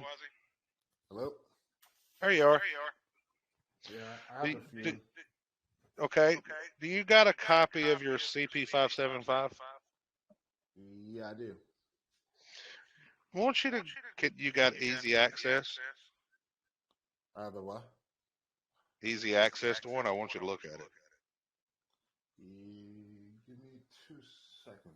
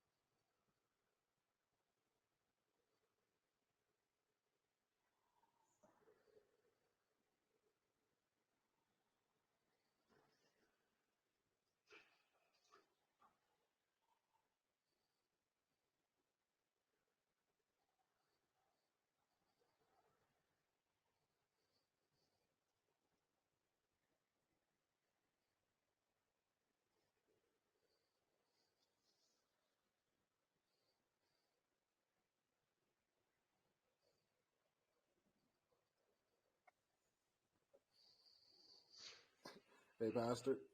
Yeah. I can't find nothing right now. Sorry. Thought I could. Well, yeah, that's fine. That's fine. Go if next time you get a chance, look it up. You know, under the secured party / creditor stuff, they talk about how the minimum bond is 100 million, right? Yes. Well, if you get a CP575 and you look one up online, everybody's CP575 on the top right has a bunch of nines. Just go get a pen, mark up those nines, and treat them like dollar and cents.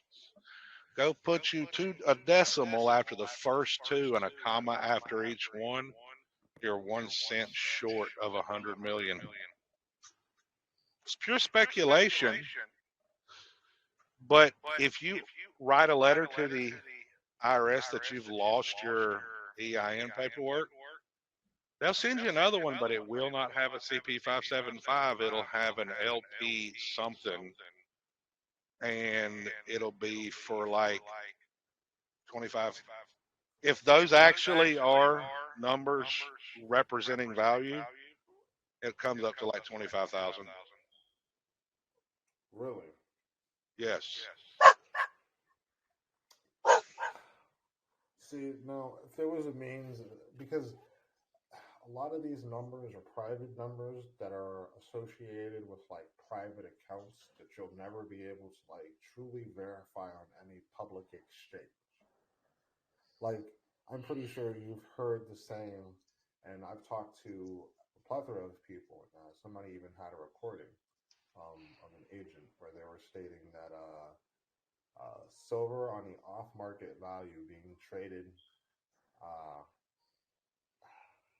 guess as a security or a bond, or I guess as like a mortgage-backed security of some degree, its minimum value or issued around $1 billion a piece, or at least within the few ounce range. You heard anything like that? No, I have not. Really? Same thing with the birth certificates. The birth certificates on the off-market value, because a lot of people were figuring out, oh, listen, I can look this up on Fidelity, or because it would link up to like mutual funds, and then people were able to find their specific fund in the pool and then get the CUSIP numbers for those mutual funds. These funds run from, $7 billion minimum, $4 billion, because they invest them in government projects. Well, yeah, it's in the municipal bond market, everything. And you're right. When everybody goes to Fidelity or Treasury Direct looking up their stuff, they go to the GMEI utility, and none of those three things are evidence that it's yours. It's not even, you can't even prove that it's tied to that certificate. Yeah, Exactly. it's a coincidence, yes, that the number happens to be there. But even if it is attached to that, they pull everybody's securities into a bundled treasury security. Mm-hmm. And you cannot collapse it. You can't do anything to it. Because why? There are other people that have property rights to that too. You have to go get a broker to actually go look up how much of it is actually yours. Because you only have a share, you don't have the entire thing. Because That's right. Pooled. It's like how do I say this? This is why I said like the people are the states, because they've pooled everyone's individual estate. And I really wonder, I'm just speculating on how the federal government does it. Knowing they pull these things together, I'm wondering if they maybe go by county, this many births in each county, or each state, or this many births today, bundle it into one treasury security. You see what I'm saying? They probably do it by quarters because of tax returns. Yeah, that would make sense too. How's it going, Russ? Whenever the estate tax return. I'm amazing, man. I'm glad I gave my Zoom class a break so I could come and type in. Yeah. Say hi to Quasi, Russ. Yo, Quasi, man, I've been following you for like a year or two on TikTok, and it's a pleasure to even be in the same Telegram group as you, bro. I admire your mindset, your passion for what you do. You're an amazing creator, even better man. I appreciate you, bro. I appreciate that, man. I appreciate that very much. Hopefully we can talk more, right? Hopefully, man. Hopefully, man, any second I have to talk to you, bro. Look, I specifically gave them a 20-minute break to come here. Oh man, I appreciate it. Anything you want to talk to me about, I'm right here. You can shoot me a message. I'm in the group. Definitely, bro. I don't want to take up too much of your time. I'm here to listen now. I'm a student. I feel you. I feel you.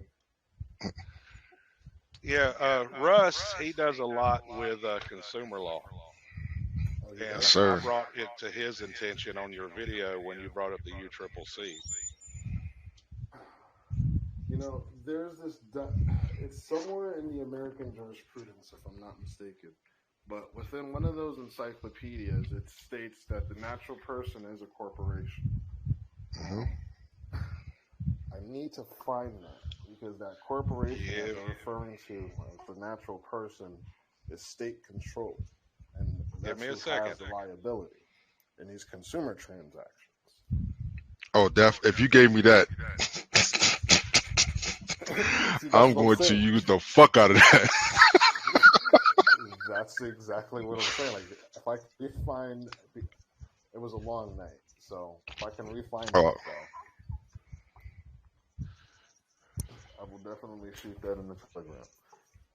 definitely. That would be of use to me Person. because there's people passing off my ebook and my Zoom class right now. So Yeah, whoever come in the group last night, I woke up to do my nightly ritual. And because I ain't getting no younger.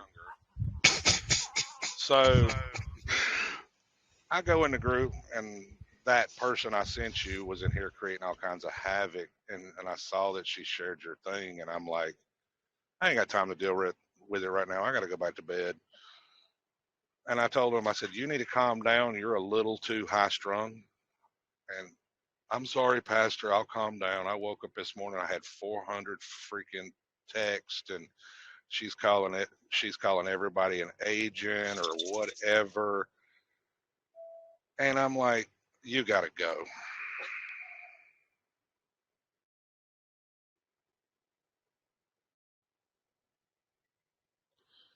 Is a corporation. so Pastor, you know this. I don't charge for information. I charge for my time. And so Yep. I can easily be one of those people who charge thousands of dollars for information, but I specifically charge for my time to teach the people I'm teaching. And it's what I'm giving is for those people. Now I can direct anybody to the source of information, but when it comes to my time to break it down to help you in your situation, last time I checked, McDonald's didn't get to 1 billion served by people telling them thank you, I appreciate you for a delicious burger they made. Well, delicious. Somebody had to pay for it. Well, then again, exactly. That's hearsay. But if I'm here to build a successful business, I have to be profitable. And so when she did that, it only gave me a reason to elevate what I've already put out. So that's what I'm working on this weekend after the Zoom class. Well, Quasi, I'm here. let's see. I've got American jurisprudence. Natural person, comma, is a corporation or other legal entity. Oh, This is there it dealing is. with I knew it was in embezzlement. one of them. Now, I fucking knew it. Which one is it in? give me a minute. You'll get it in your email. Oh, that's beautiful. I knew yo. This is under embezzlement. 26 Amjur, Section 40. 26 M jurisprudence embezzlement. Now, I've got 3 more. Fletcher Cyclopedia of the Law of Corporations.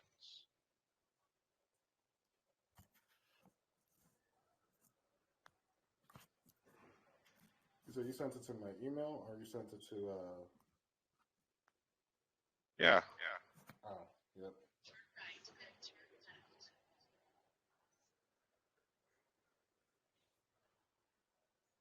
Now, right there, necessity for allegations of corporate existence. That's Chapter 51, actions by and against corporations. And it gives you must aver that defendant not named like a natural person as a corporation or be incapable of being sued. That's State v. Chicago, 1893. That's in the footnotes. Sufficiency of allegations to show corporate existence, corporate name. It says must aver that defendant not named like a natural person as a corporation. And then alleging that the owner of the property, if not a natural person, is a corporation or otherwise legal entity.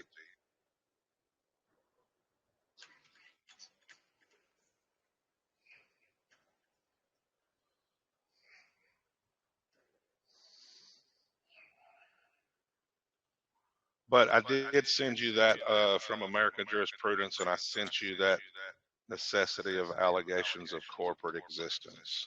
Mm-hmm. I'm looking at it right now.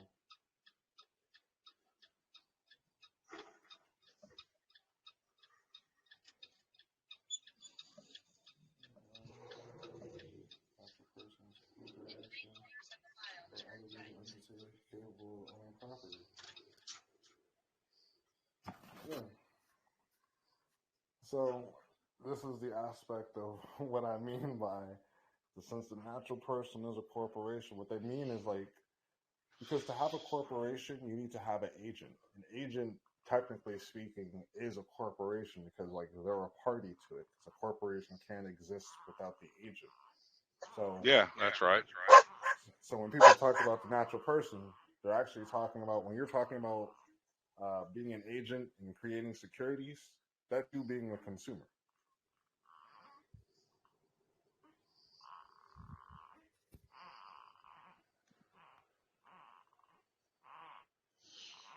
So that was the only 4 documents that has that phrase. Let's see, 3 of them has natural person, comma, is a corporation. 1 of them has it without the comma. And that still goes to the same citation that's in that second Fletcher Cyclopedia of Law of Corporations. You said only one of them has it without the comma? Yeah. Okay. And I'm thinking it could be a error in typing because it's the same citation. Possibly an error in citation. But as far as you read it now, what's your take on it wholly? I look at the term natural person as a diminishing value. Mm-hmm. Women will typically understand this one better, but men get the logic behind it. The phrase, I love you, that's all encompassing, right? But the minute you put a descriptor with it, I love you tomorrow, well, what about today? What about yesterday? What about next week? But tomorrow never comes. That's right. So when you say a person and then you say a natural person, that changes the value of person. Yeah, like refers to an agent of some sort. Yeah. The person is a corporation. We can understand that. That can be a sole proprietorship, an LLC, a trust, a state, government instrumentality, etc. A natural person would be like the president. Like Joe Biden is a natural person. Yes, because he's playing a role as an agent for the United States. Exactly. So all these consumer laws only refer to you as the agent, not necessarily as how do I say this? Yourself. It's like refer back to the law of agency that Pastor has spoken about many times.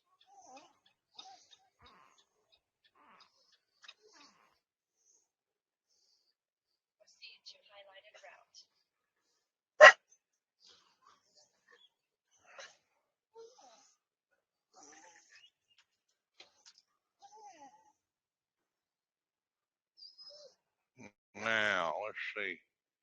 Where is the insurance for this thing? Right here. I need to get a trailer washout before I go pick up the next load. So, was that the actual citation you were looking for? Because I know that's the up-to-date version. It was something along those lines. I know it's in the American jurisprudence because that's where I know I saw it at. But it might have been that section. Now I have to go back and look at my book and look at that particular section to make sure that's where it was. Because I couldn't remember what I was researching. I think I was looking at, what would have been in that category? I think eminent domain. I was researching, if I'm not mistaken. Yeah, that's specifically under embezzlement. Yeah, that's probably where I was looking at. That's where I was researching, where I saw that at, a natural person is a corporation. And embezzlement, it's funny though that you're saying that, and I'm remembering, because embezzlement would have to do with the estate that you're an agent of, or the trust that you're an agent of. Mm-hmm. Don't you think, to a degree? Could be. Now, let's see. Filter. Oh. Let's do another term. I think it might.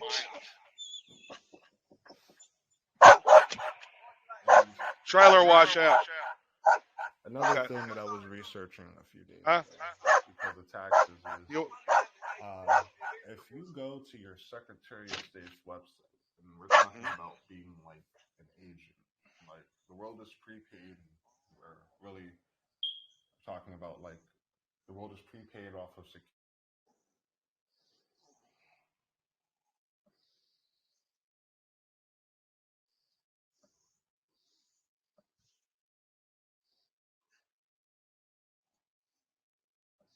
Okay, Quasi, you dropped off.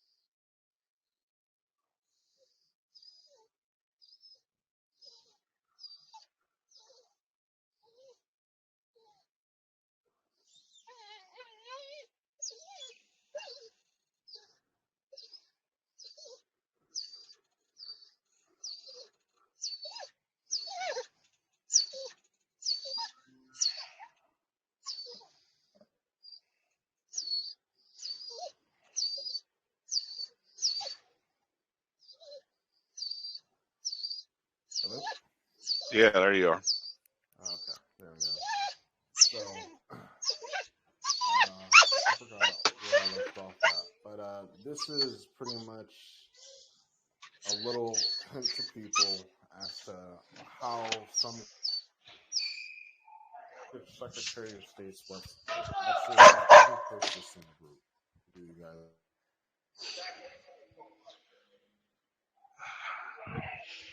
Now,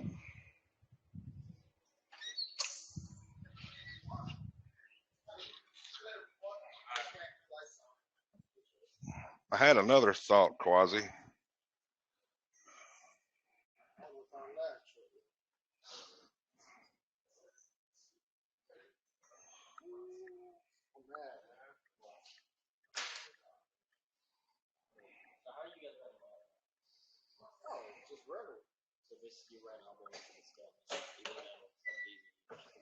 All these are my stuff these two.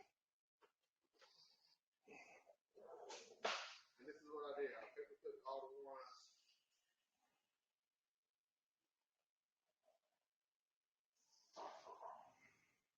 So these are all mine.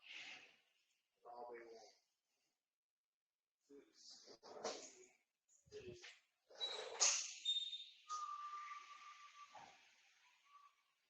How fast is that fire? How far?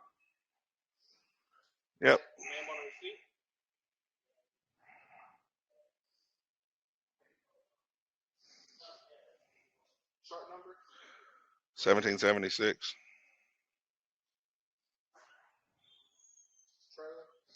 1403. There you are. It keeps kicking me off.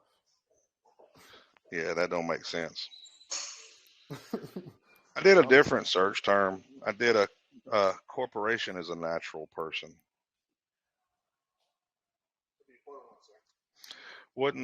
That wouldn't be quite as strong, would it? No, use both. Use both. F. Because, well, how is it laid out? Is there a comma in between? No. Let me see. No, it actually has in one. It says the Supreme in 1886 the Supreme Court indicated that a corporation is a quote unquote natural person in the eyes of the U.S. Constitution. There you go. That's the one. No, that's Corporate just a reference rights. point. Yeah, law, ethics, and human rights. See, this may prove somewhat more complicated if the corporation is a natural person generated at the initiative of private individuals operating. Let's see. Though impossible to argue that a corporation is a natural person, and equally impossible to argue it is.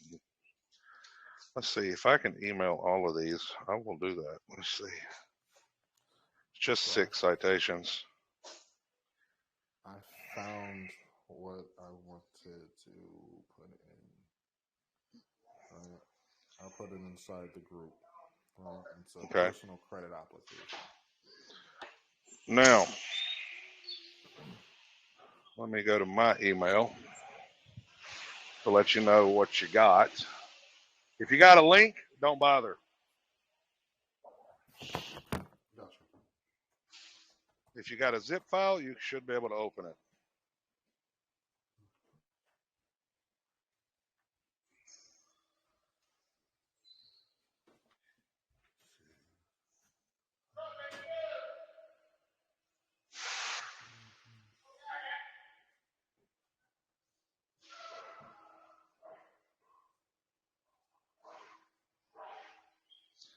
There it is. Yes, you got a zip file. It has all 6 citations in it. They're all law reviews: Texas Law Review, Berkeley Law Review, University of Louisiana, Louisville Law and Ethics and Human Rights, Cardozo Law Review, and Michigan Law Review. A lot of these have state-specific cases which reference this. Yeah, but that's the interesting thing. They wrote this law review, right? Mm-hmm. That is it. I only have those 6 secondary sources with that phrase. No court cases with that phrase. Ain't that strange? Personally, I think it's strange.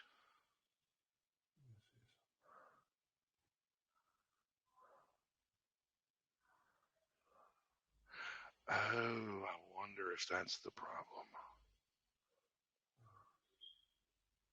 I think I know what the problem is. Let's change that up. Let's go back to natural person as a corporation.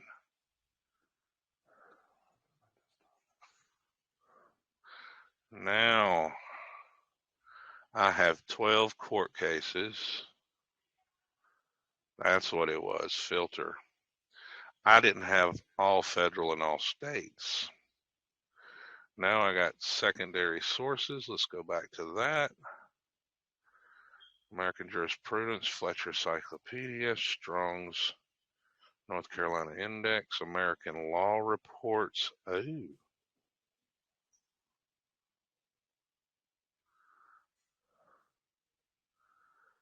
This one might be worth you having. Oh, y'all suck.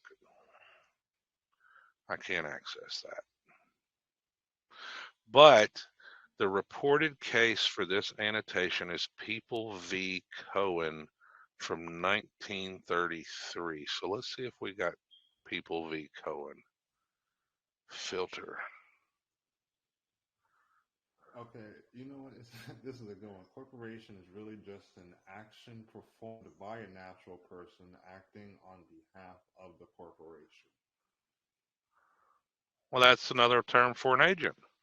Yeah, that's what a natural person is. A natural person, like I made a video explaining what a consumer is. A consumer is like it's a description of a transaction. It's not an actual like party. Mm-hmm. You know what I mean? It's like the opposite of consumption is production. So, like, if you're not a consumer, you're a producer. But that doesn't necessarily mean that it's not calling you a producer. It's just a means to describe something. It's not Yes. something that actually you just don't call yourself a consumer. Like it's like calling yourself an eater. You know? A useless eater. Yeah, it's like it doesn't really make any sense. It's like trying to describe like okay, like don't call yourself a bill of exchange. You know what I mean? Yes. That's what that is. So, for anybody who didn't know about that one, let's see. Corporations have no coincidence, no belief, no feelings, no thoughts, no desires. Corporations help structure, facilitate the activities of human beings. To be sure, and their personhood often serves as a useful legal fiction. They themselves are not members of we the people by whom and for whom our Constitution was established. I mean, there's very clear indications. And you said you found that reference in People versus who? Cohen. People versus Cohen? Now, the People v. That document I cannot get. It's for some reason it is not letting me see it. It's not free.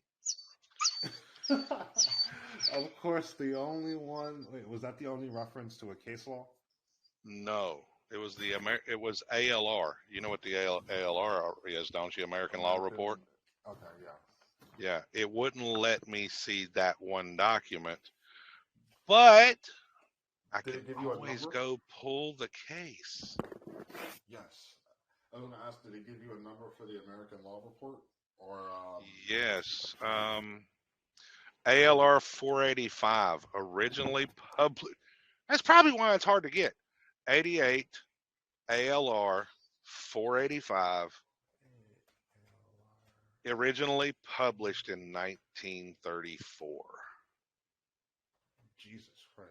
88 ALR 485 1934. You said it was State versus Patterson? No, People v. The reported case for this annotation is. Oh, of course it would fucking. It is People v. Cohen, Cohen. Hold on a minute. Cohen. Of course they're gonna try to give me some 1970 something cases. Let's see.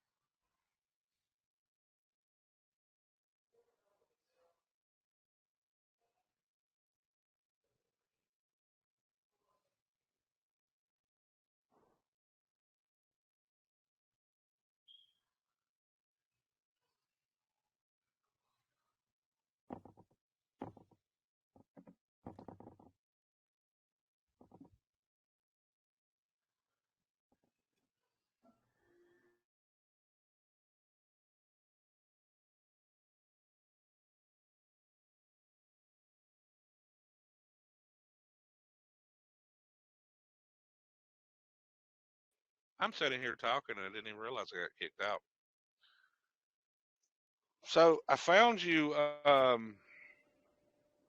the case, People v. Cohen, but boy, if that's the way it's being interpreted, that's kind of interesting.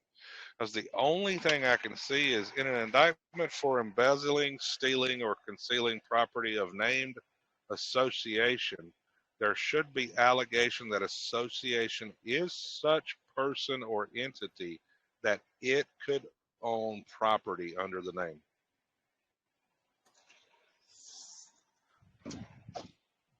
Now, isn't that interesting? You can't own any property under a name that's not yours. Because you're an agent of it. If you owned it, then you know what I mean. You would be the grantor. No, not if you're the general agent. Well, with general Or agent you and got company- three types of you've got three types of agents. You've got general, you've got special, and you have universal. Uh-huh. Okay? Let's see here.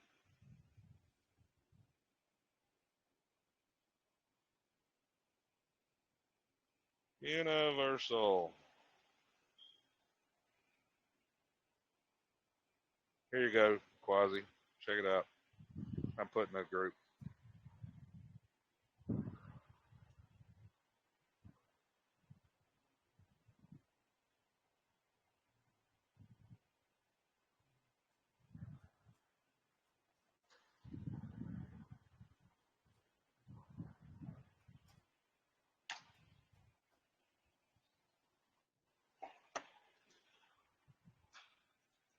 A trust is not just another legal person.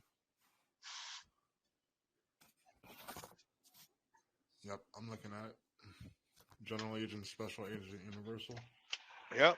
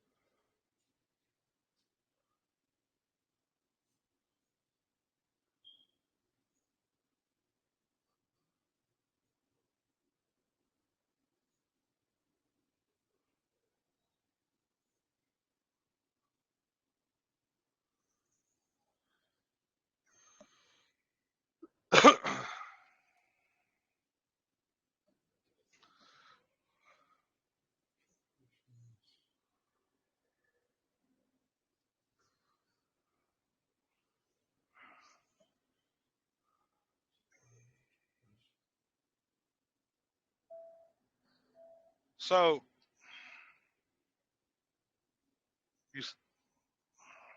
now, if it's an implied agency, then because that's the way I see it, is that it's an implied agency. It's by deduction and inferences of all the facts surrounding the situation. Interesting. Okay. I see what you're saying. So that means if you're the beneficiary, see, here's how I see how liability falls. Okay. If you are the agent and you don't do your duty, you get held liable, right? No. If you do your fiduciary duty, you don't get held liable, right? Because the agent is never liable for the principal. You know, you've heard the term qualified immunity. Why is there such an animal called qualified immunity? Except for the mere fact that he's operating as an agent for the state. The only time they lose qualified immunity is if they were not operating within their what? Their delegated authority, right? Mm-hmm. Because why? The law of agency.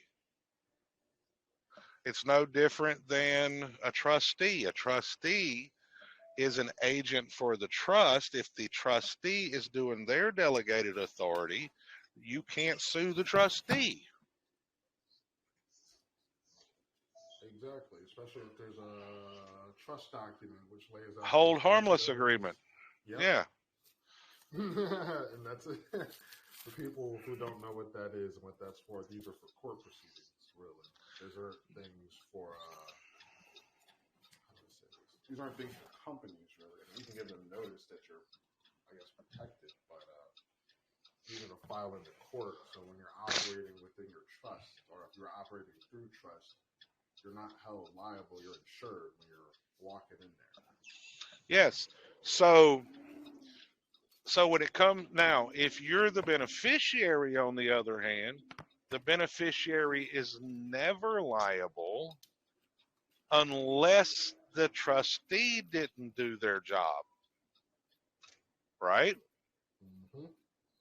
So we already know who the trustees are. I showed you the link, right? Yes. They don't want to be liable, so they won't give you any evidence that you are the beneficiary, but they also won't give you any evidence that you are the agent.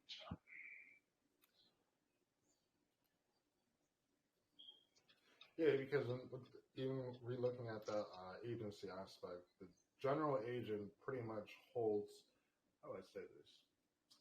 The general agent is more powerful than the special agent. The universal agent deals directly with the principal. They do it all. Yeah, they do it all. But the general agent specifically can kind of step within either of those two bounds. So the general agent can go out and create the collateral security under 12 USC 412, call it a mortgage, call it a credit card application, call it a car note. They can go out and create all this currency. But when you study the books on the law of agency, the agent can gratuitously pay the debt, or the principal has to reimburse. Or See the what I'm principal saying? is supposed to handle all obligations because, how do I say this? Even if you, how do I say this? Do you think that at the point in time, without additional authorization or additional authorization, you can only create securities. You can't discharge to some degree without proper authorization from the principal. I think discharges might be a misnomer. You think so? Yeah, what's a closed account? It's a set-off account. Yes, it's a set-off account. What do you think the Social Security trust account is? Of course, it's closed. That's why It's there's closed, special yeah. drawing rights associated too, right? I got an email where a financial institution admitted it's a closed account.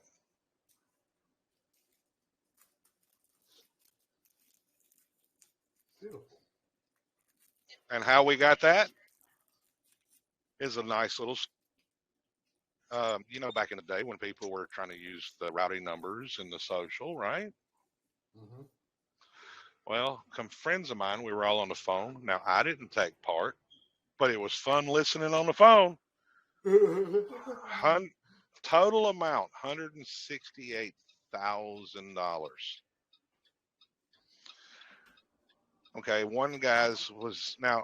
Don't get me wrong. One of the ones they tried to discharge using that method was a $99,000 mortgage. Okay, so yes, that was a little bit much, but we're talking about student loans, mortgage, credit card payments. Well, one of the credit card payments went through, and we don't know why. And the presumption was that maybe the account that didn't get returned was the mother's credit card. As in, my buddy Kenny, his mom used a credit card to pay for some tires for his truck, right?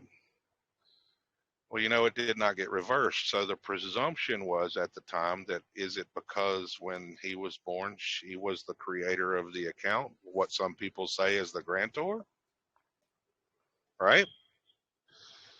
So we Didn't decided that, parents? no, hold on. Okay. Okay. So we decided to test that theory with someone else that used her son's social. It did get reversed. Hmm. And the emails back and forth with the financial institutions began, hey, I got a freaking confirmation number. Y'all accepted this. You know what I'm saying?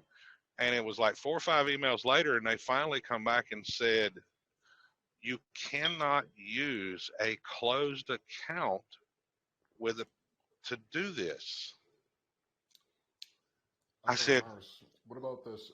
You should have responded with special drawing rights. at the time, that was 7 years ago. Didn't even think about that then. Hmm. Hmm. But no, hers got reversed, so we couldn't hold to the theory that the mother's the one that created it. You know what I'm saying? Hmm. So Okay. so after that, nobody really tried too much after that. But I think that is actually a possible way based on some of the information I've learned in the last few months. Just like I really do believe you have the ability to go create your own institution and create your own bank through the Federal Reserve. Yeah, everybody can do that. They have an operative circular for individuals to create their own membership with them on their website. Yeah. You know? But they want you to incorporate with one of the 3 departments: the OCC, the DTCC. You have to get an articles of incorporation with the state. You have to do a few things. So it's a little bit of a procedure. There's an easier way to do it. Your local banks have a private side, right? Yep. I've heard of the private side. You have to make a $3 million deposit. Yeah, well, you can go do your own bank resolution, create your own bank, get to the private side or what's called the back office, and let them be your third party. Yeah. Your brokers. Yeah. Yeah, but how I say this? I would say people have to understand how to insure yourself when you're dealing with things like that, because stepping into a broker road is very nefarious. And if you don't understand securities and like receipts and tax laws, this is when you're dealing with, technically speaking, the SEC. Even though the bank would be liable as your agent, you still hold a level of responsibility if you can't read the agreements that they're having you sign. Even when you go to the Yeah. private side. You know what I mean? Like, that's where it gets yeah. serious. And you don't have the Secret Service pop up at your door because you did something stupid. You know what I mean? Like, this is this is not something they're going to let the average person jump into, because why? Most people out there would abuse it. Yeah. Most definitely. Like, I don't know if you've heard this before, but this is what I've been pretty much taught, drilled in my head. Everybody gets one. If you're married, everybody gets one. If you have kids, everybody gets one. So you're married, that means you have one house, you each get one car. You know what I mean? Yeah, well, I've heard it said one house and one car every so many years or every year. Yes. I think there was a time frame in between that, but yeah, you get one car, you get one of everything for the meantime until like there's a lapse. Yes. For those specific purchases. But you can like buy groceries and stuff like that. That's fine, but you can't just, you know what I'm talking about. Mm-hmm. And the same thing that goes with the black card too. They're Zero again, balance cards every day. yeah, exactly. So If you're not going to be a productive member of society to benefit the nation God gave us, they're not going to let you do it. yeah, If you're going to sit on your butt and play video games all day and watch the country burn, guess what? They're not going to let you do this.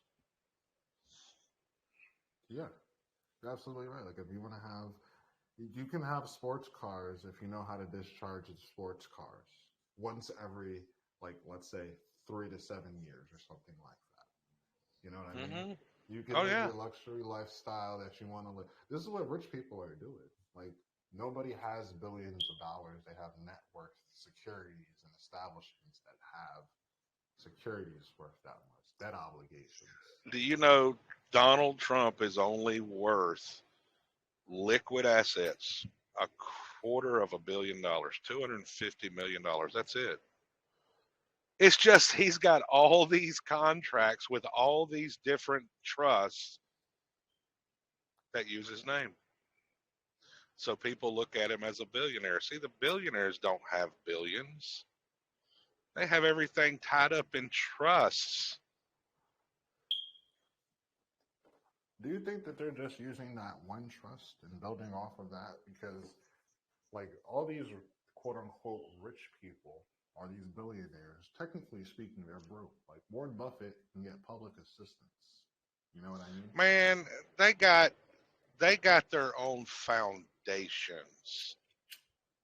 You need to go watch the documentary Endgame Blueprint for Global Enslavement. Okay. There is some jewels in that video. It was put out in 2007, and it is still a great video. And it's got a section in there on how they changed the system in 1954 with the corporations. It used to be the corporations had to go to Congress and prove that they were still going to be a benefit to the people. In other words, give them jobs, blah, blah, blah, this, that, and the other. But what did they do? They lobbied Washington and they said, see, look, we're going to be able to pay all these taxes. So let us do this. And that's when they started changing the laws. And that's when they started passing laws that the trustees had to make the trust profitable or they would get sued under antitrust laws. Because the trust is being stagnant. It's not, yeah.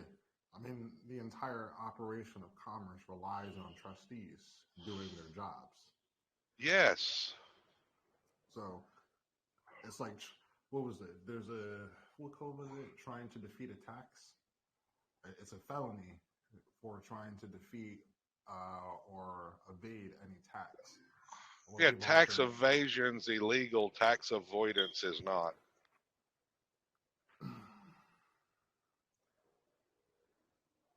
no. Yes, yes, it is. Hold up, hold up. No, tax avoidance is not. If you don't want to pay the tax, don't do the activity that mandates a tax. You avoid the thing that makes the tax possible. Tax evasion, on the other hand, is illegal. Oh, okay. Yeah, yeah, yeah, yeah. You're right. Wait. Well, how do I say this? Do you think through legislation and by play of words, by, because I've seen this in legislation, avoid any duty imposed, I believe. Yeah. Well, you need to go through the tax code and look up what a reversionary interest is. If what I was Reversionary told was interest. correct, a reversionary interest is not taxable. Well, what does Boris say and some other people say? Even I say it, render unto Caesar that which is Caesar's, but keep your reversionary interest. Mm. Now, if you go really analyze that scripture, it says, render unto Caesar that which is Caesar's, and unto God what is God's, right? Well, what did Caesar make? Caesar made the money. Caesar made the birth certificate, the social. Caesar made it all. What did God make? You.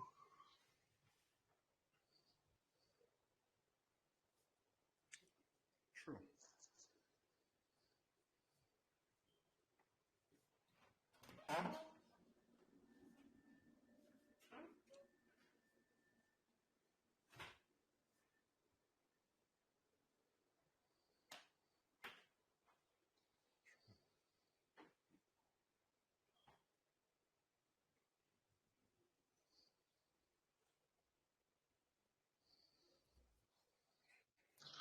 So I'm kind of in agreement with them. You got to go back to the probate court and say, hey, I don't want this cursed thing, because why? The Bible talks about don't touch any dead thing, right?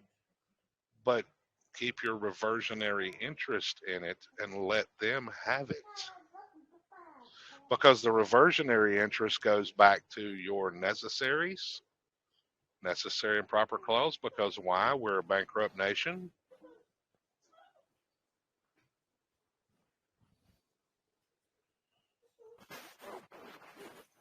And this is why nobody can pay their tax.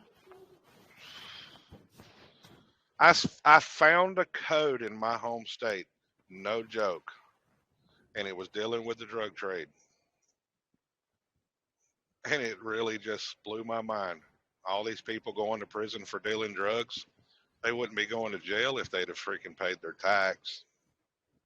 Yeah, because drug trafficking Is a taxable event.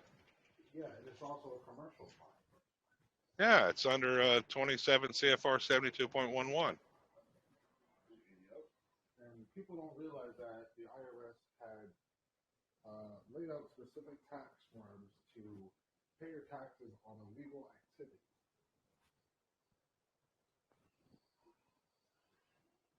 And people still didn't report it.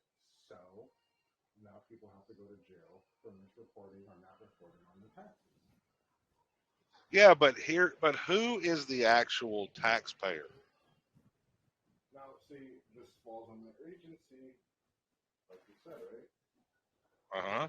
You're going out, you're making money now, you're doing it through illegal means that aren't regulated. So now we're not even necessarily talking about securities, we're talking about things that have to do with the private corporation and the Federal Reserve. Well, wait a minute. Doesn't it say that the decedent is the taxpayer? Yeah, no. Weren't you Now, saying, weren't you referencing something about disrupting the trust? well, if the decedent is the taxpayer, what's the decedent? Wouldn't that be the Social Security Trust? The employee? Yeah. Let's see here. No, you're right. I do agree with you because there is no liability even if you didn't file.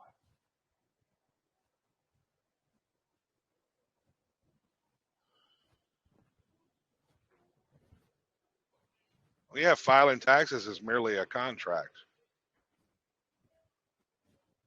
There you go, Quasi. Remember that citation I told you about? Yep. There you go.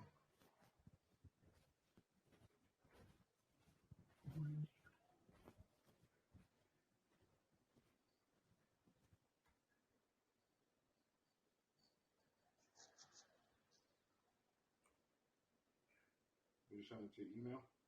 No, I sent it to you in the in your chat chat. Oh, by the way, for people who are listening right now, this Westlaw is having this thing where they're offering a free trial. Sign up. They're not offering, they don't require any credit card information, and they're allowing you to hop on and look at pretty much a lot of the things that Pastor is, Yeah, yeah, but don't get too excited because it's a 7-day trial, and I don't think it's 7 full days. Yeah, so soak it up as much as you possibly can. As I think it's like over a 7-day period, you get a total of 5 hours. Yeah. Probably right. So let me sign up. Do you know how many times they've given me free access to everything to try to sell me another package? Oh, you're going to give me access? Oh, sure. That's how I got the business records for a family court where it said in 2016 they had 4 million in sales. And I said, well, don't that beg the question? What are they selling except for those monetary instruments on the backside through the CRIS system? But read that citation. See, Constructive I read that. criticism. Yeah, I read that right there to mean you're not necessarily the trustee, but that goes into trustee de Santort, maybe. The property has been acquired in such circumstances that the holder of the legal title may not, in good conscience, retain the beneficial interest. Equity converts him into.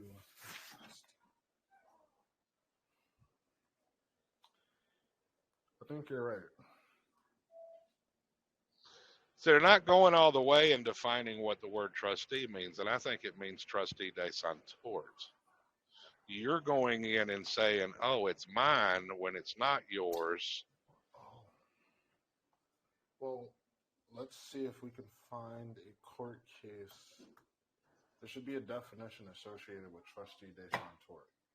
I mean, yeah, there should be a. Is there any court case associated with that definition? In Black's Well, Law or in Westlaw? Well, should be. Because the court may have defined or expanded upon that definition.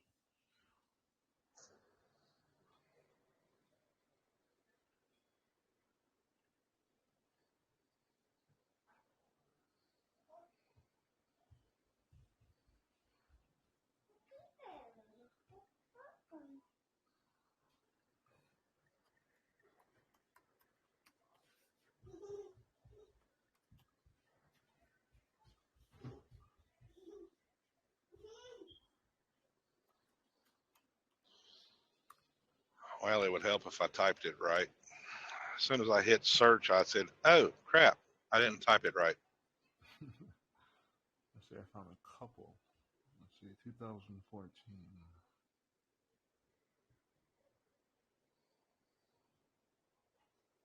A bank is not a usurper.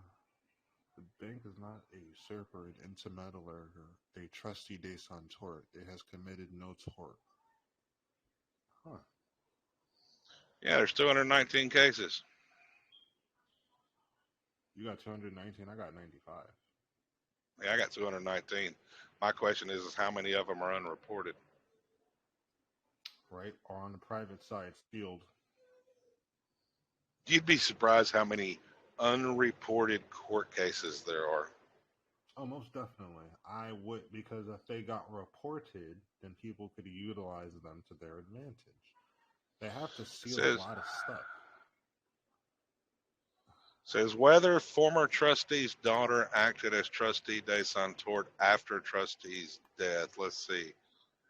Intermeddling with trust estate and trustee de Santort. A trustee de Santort is one who is treated as trustee. Let's see. Let's look at that.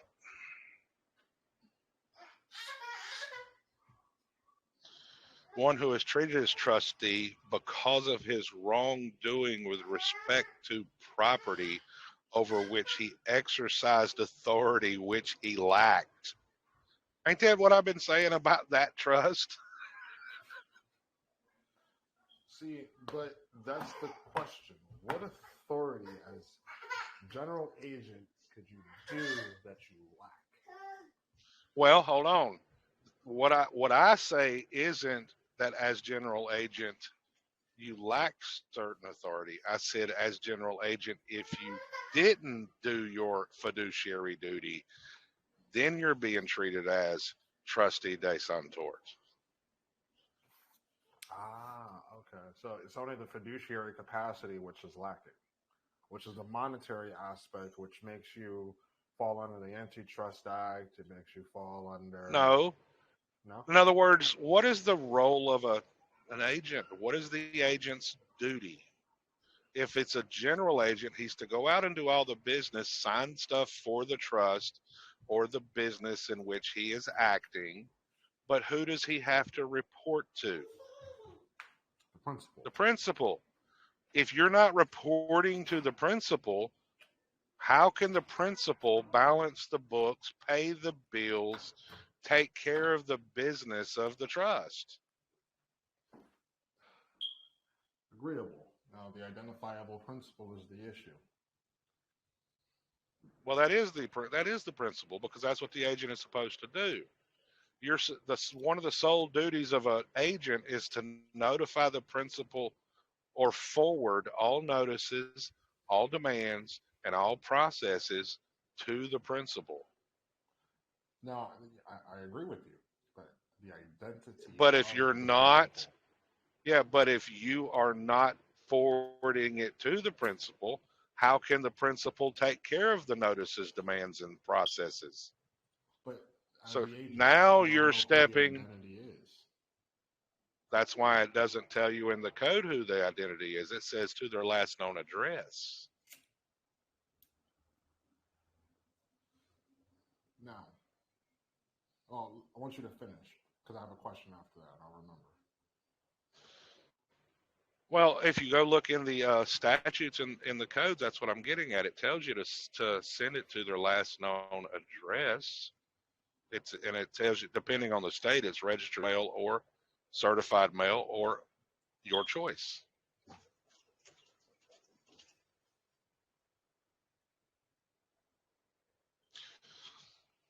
So you go into court, you already know it's a trust when you go into court, right? And the judge goes in there, and the very first thing he calls the name. Are you that name? No, it's the name of a trust. Okay, so what authority do you have to claim it as your property? You don't. And then he says, well, how do you plead? Well, that's the decision for the trustees. But you're up there making decisions for the trust, and they're like, okay, no problem.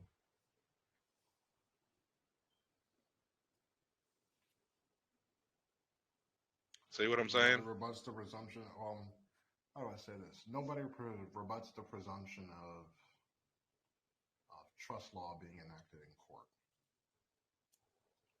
Because they can say, like, this is a criminal proceeding, but it doesn't mean that the criminal proceeding isn't under trust law, breach of trust. Yeah, that's exactly what it is.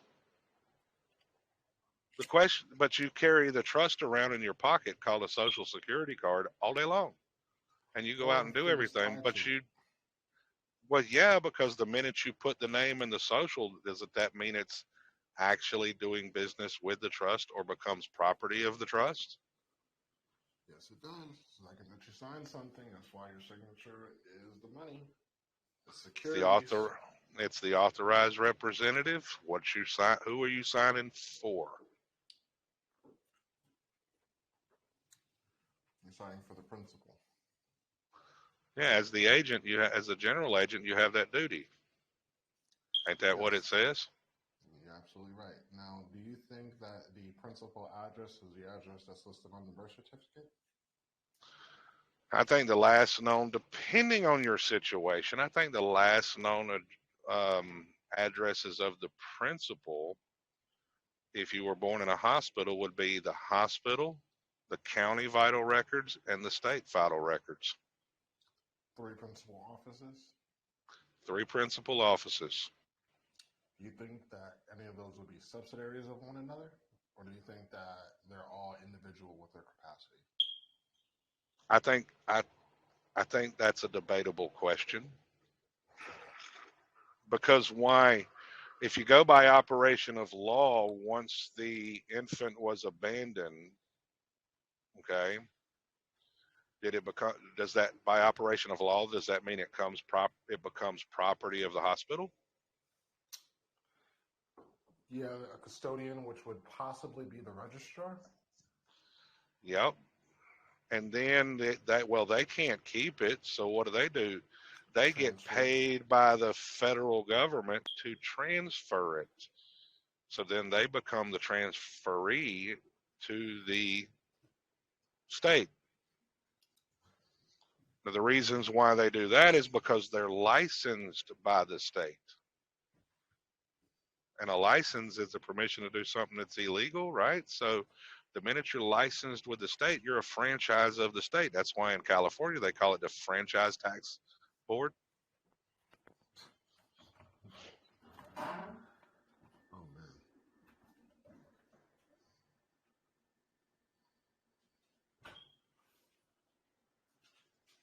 That's beautiful. wonderful. I love that information because now I have some more things to go off of and research. And if anybody was like, for example, this helps me do research.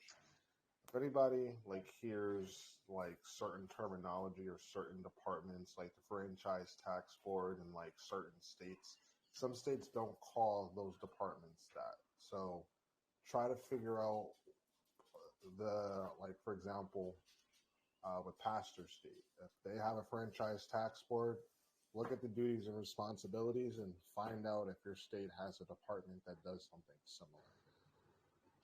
Honestly, I think the states call it different things, but the principle is still there. You're a friend Exactly. because one, go back to the common law. Do you have the right to work? Yes, you do. Do you have a right to work with John Doe? No, you don't. That's why they can't make John Doe employer hire you as an employee. That's a violation of Article 1, Section 10. But you have the right to go out and work for yourself. So what did they do? They got people tricked into giving. I've had an LLC. When you create an LLC, what are you doing? You're saying, hey, state, here's my company. And they say, well, thank you, because it says on the top of the documents, to all whom these presents shall come. Well, what's a present? It's a gift. And they turn around and they say, well, thank you for your gift. Now here's your license. Now that you've transferred your property to us, you play by the rules, we'll leave you alone.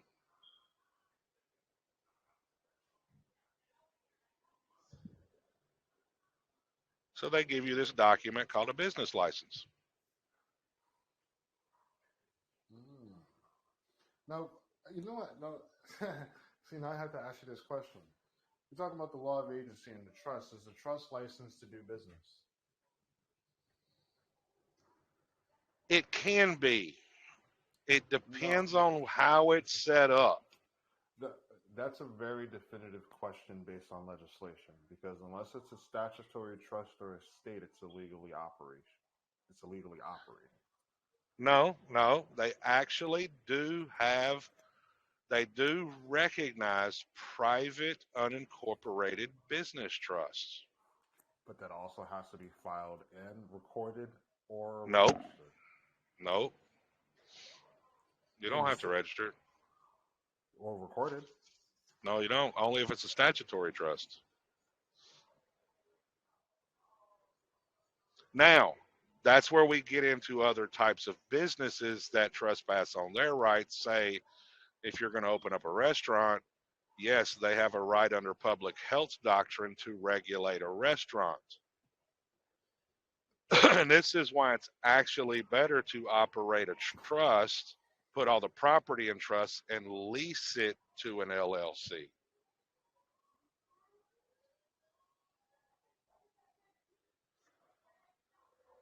Now that doesn't mean the trust doesn't have an EIN. It still does, because it has to do banking.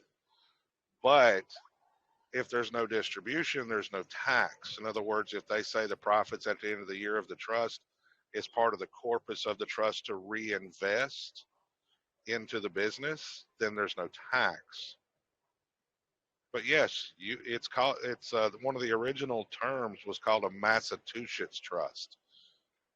But what it's called today is an unincorporated business trust. An unincorporated business trust. Now, does that unincorporated business trust mean that it's filed under the laws of a different jurisdiction? It's not under the federal. You declare what jurisdiction it's under. Okay. See, that's why, because you mean. In other words, you could say, yeah, you can make it an irrevocable trust under the laws of the Republic of the State of whatever, or the Republic of North Carolina. Okay. Yeah. Okay. Yep. I agree with you. Because I didn't know you were referring to a declaratory trust at first, and that's why I was a little confused. And it's really what it really boils down to. It's simple terms. It's a contract in the form of a trust. Yes. Because a contract is just, well, all contracts involve a trust relationship to some degree. To some degree, yeah. And not only that, there are private contracts. Yes. There's Being statutory contracts, private contracts, commercial contracts, administrative contracts. There's all kinds of contracts.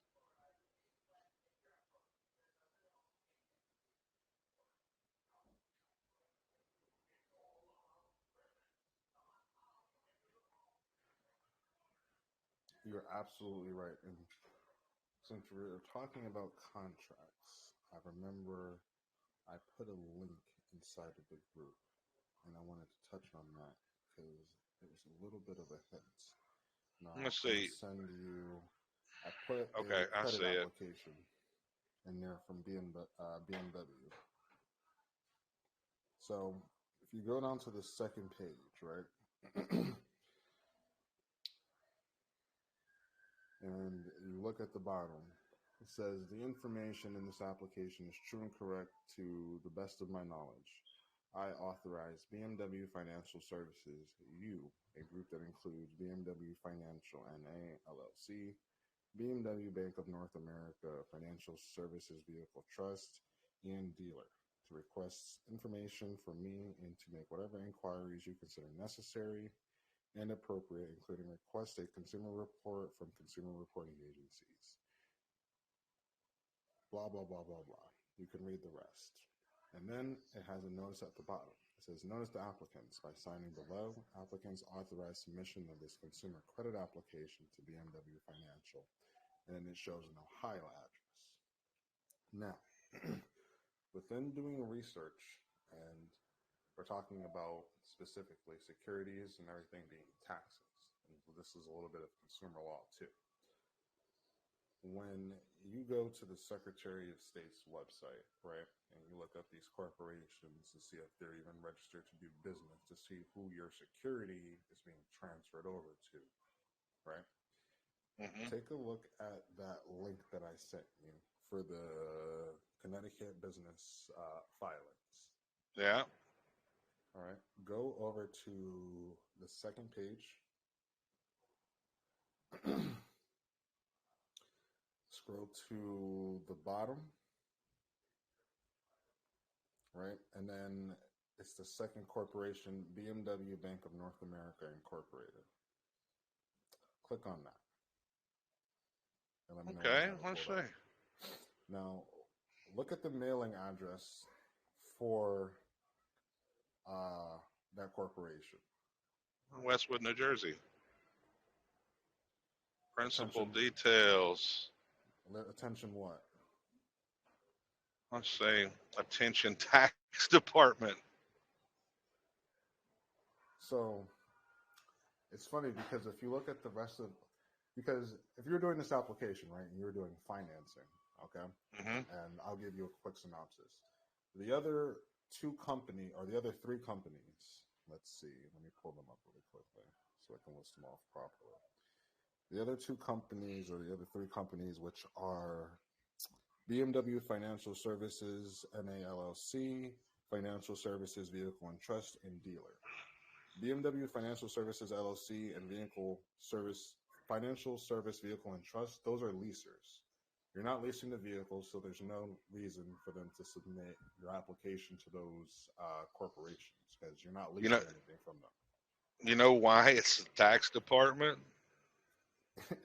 Because under the New Deal and those obligations, they are in possession of contraband Yeah, when they get these notes.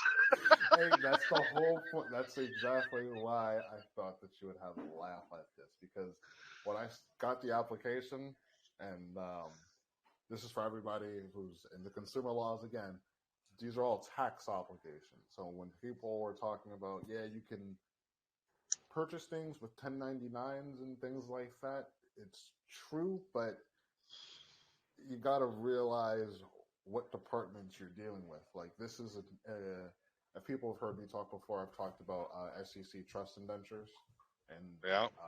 within SEC trust indentures, it pretty much explains how the business operates and how they transfer money and who gets what obligations and pretty much how things are paid out. You know what I mean? And hmm you can pretty much take their business operation and use it against them. You know what I mean? But it makes it a little bit better when you go to the state level, because when you realize that, okay, like when you submit an application or a credit application, and this isn't just for a car, this is for a house as well, they give you a list of banks they could submit it to, and then they have an inner working of circulars they submit it to. But then their inner workings of circulars that they submitted to, because these corporations are broke. Like if the states are broke, the governments are broke, that means all the corporations are broke too, right? So Well, everybody has to deal with taxes at the end of the day. Now, I'm not talking about capital. I'm talking about everybody's broke in a sense where if corporations buy these goods and nobody buys them, they're broke. They go well, bankrupt. technically, they're broke anyway because the people are abandoning their property to these corporations. And the This is corp why we have our go look at deficit. the mortgage. Go look at the mortgage. What are you doing? You're appointing the mortgage broker as the sub agent. That's why he can go create these accounts, these escrows, and everything in the name of the trust. And after Oh maturity, my God. if you don't claim the account, they file a 1099 and 99A and claim it as abandoned property. Oh my, have people seen that these? If anyone's seen a mortgage, they're selling these mortgages for like $10. They're selling these pieces of property. Sorry, I should say not the mortgages, but they're selling these pieces of property for like $10, and then giving you a mortgage for like hundreds of thousands. Like if you look at They're the not note, selling the properties; they're selling the notes. yeah, yes, sorry, you're right. The property, well, the contract property. Let me specify the contract Yes, property. yeah, the contract property. They're selling the contract property for $10, and then they're making you responsible for thousands % interest rate on top of that for absolutely no reason. Like it, when you buy a house and you get a mortgage, you don't even get the land patent. You haven't seen the video that John Eric Roca put out on the car purchase agreement, have you? No, I have not. Check this out.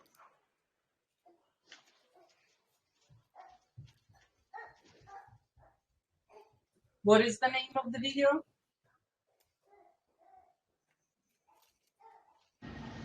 All right, everybody, this is a automobile simple interest retail installment contract consumer credit document. Cannon Honda, Ponca City, creditor, buyer. They're actually, they're actually the debtor. They're actually the creditor.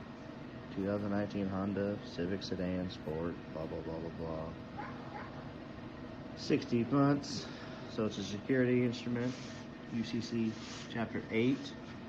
This is anything over 9 months. They always try to say this is a contract. Well, I mean, I guess it is a contract, but it's also a promise to pay. Promissory note. Alright, someone promises to pay, blah, blah, blah, blah. They pay here, the contract is signed, yada, yada, yada. Buyer. Alright, look, guys. Here, see, look. Contract. Alright, let's see some. Oh shit! Yeah. On the back, nobody pays attention to that. You got all the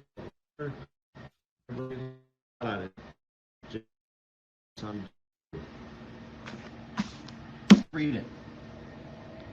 Buyer. By your signature, you acknowledge that you have read and understand both sides of this contract, which was completely filled in prior to your execution hereof, and have received a fully executed copy thereof. You also acknowledge receipt of the vehicle described above in good condition. Both sides of this contract. No cosigner. Huh. Promissory note. Check.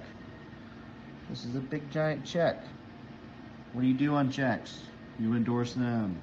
Pay to the order of without recourse. Check it out. Let's start looking at the fraud. Here's how they do it. Where you at? Security interest.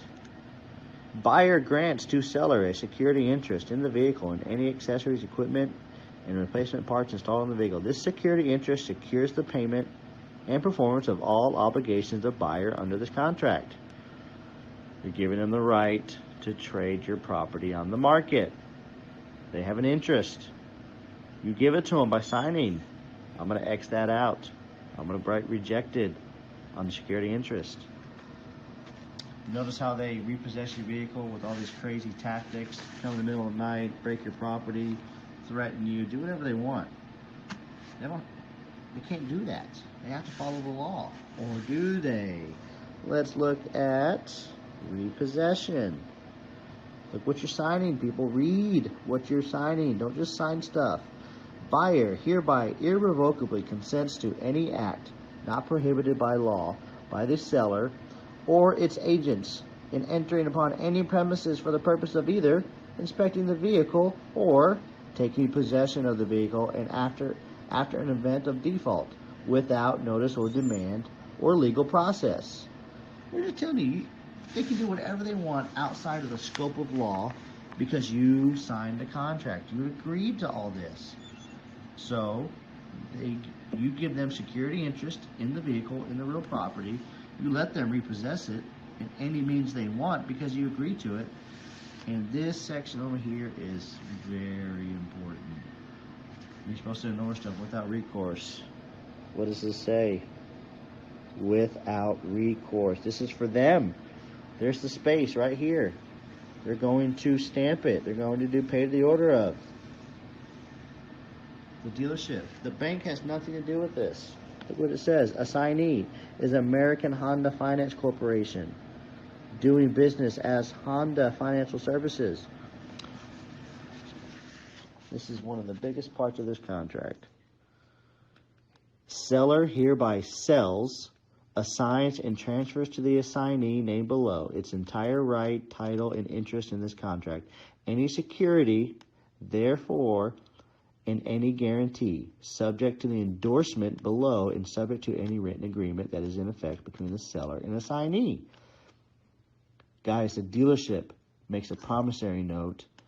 You failed to endorse it.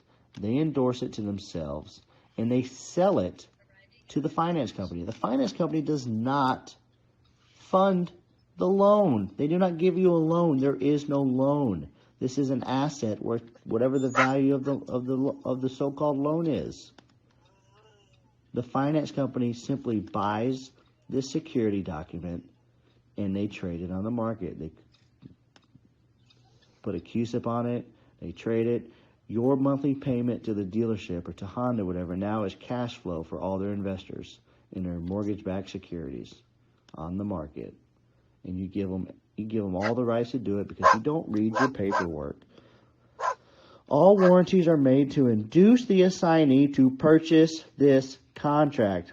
If there is a breach of any of the warranties or if the buyer asserts any defenses under this contract, seller will, on demand, repurchase this contract for the balance remaining unpaid plus all losses and expenses paid or incurred by assignee in connection with this contract. Seller waives all demands and notices of default and consents that without notice to seller, assignee may extend time to compromise or release by operation of law or otherwise any right against the buyer or any other obligor. Guys, if they can't sell this contract and you fill it out correctly, the dealership is on the hook for the money. Nothing to do with you. Endorse your paperwork, give it to them, and call their bluff and see what happens. The paperwork says they're due. They're responsible, not the buyer, the seller. I'm going to endorse this bad boy. I am going to send it overnight. And guess what? Just going to see what happens. You know what? What can hurt? And then I'll let them know. If they don't accept it, I need that in writing. I need them to articulate why they will not accept it. And better have laws, codes, and policies as to why they can't accept this promissory note from me that's properly endorsed. So there it is. some other stuff in there, some legalese, but I mean, simply repossession, security interest, seller's assignment. What happens if the finance company doesn't buy it? Then the dealer is on the hook for the remaining balance, not the buyer, the dealership. It's the dealership's job to con you and just make you pay attention to the front. Just make you pay attention to this and just get it to where you simply just sign. I'm endorsing all this. I'm going to endorse it. It's a promise to pay. So this loan is for $24,696 out of my credit. This is my credit that they accessed. It's just a promissory. They just made a promissory note. This is just, guys, there's no money. It is just numbers on a piece of paper. This means nothing. This is all just crap. We worship this stuff. We let this. There's nothing. We need to learn how to use our signature, signing of our nature, control our life, control our power, live debt-free, live stress-free, and watch these bankers squirm. Like I said, I went to court yesterday and destroyed the court. My first ever attempt at court. I was forced to help a buddy out. Haven't slept in 2 weeks. Still haven't slept. I'm hopefully going to sleep tomorrow. But you know what? I tried it. It worked. I stood my ground. I wasn't scared. I didn't back down from these thugs, these criminals, Satanists, stupid judges, whatever. They knew they couldn't push us around. I filed the proper paperwork, shut them down in their own court. They never seen it.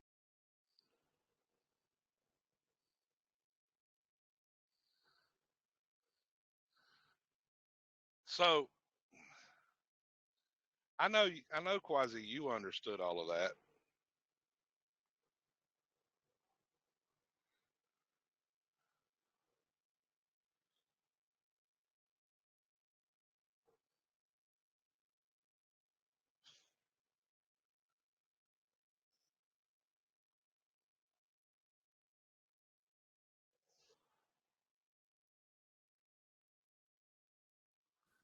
Was this video on YouTube or Rumble?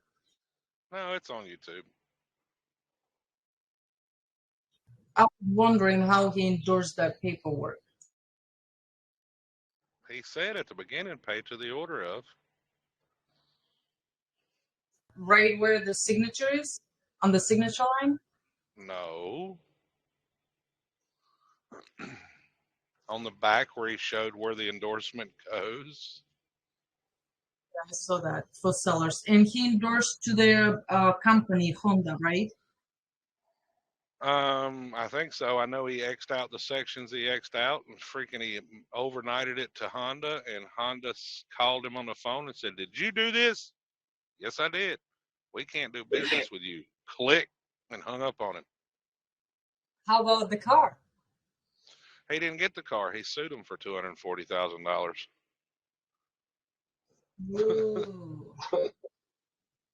Okay.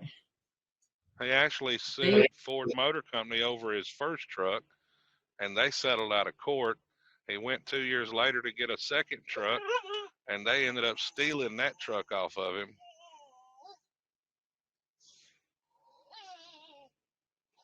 Oh, I see. Yeah, they don't want people to know the truth. They want to get paid twice. Quasi.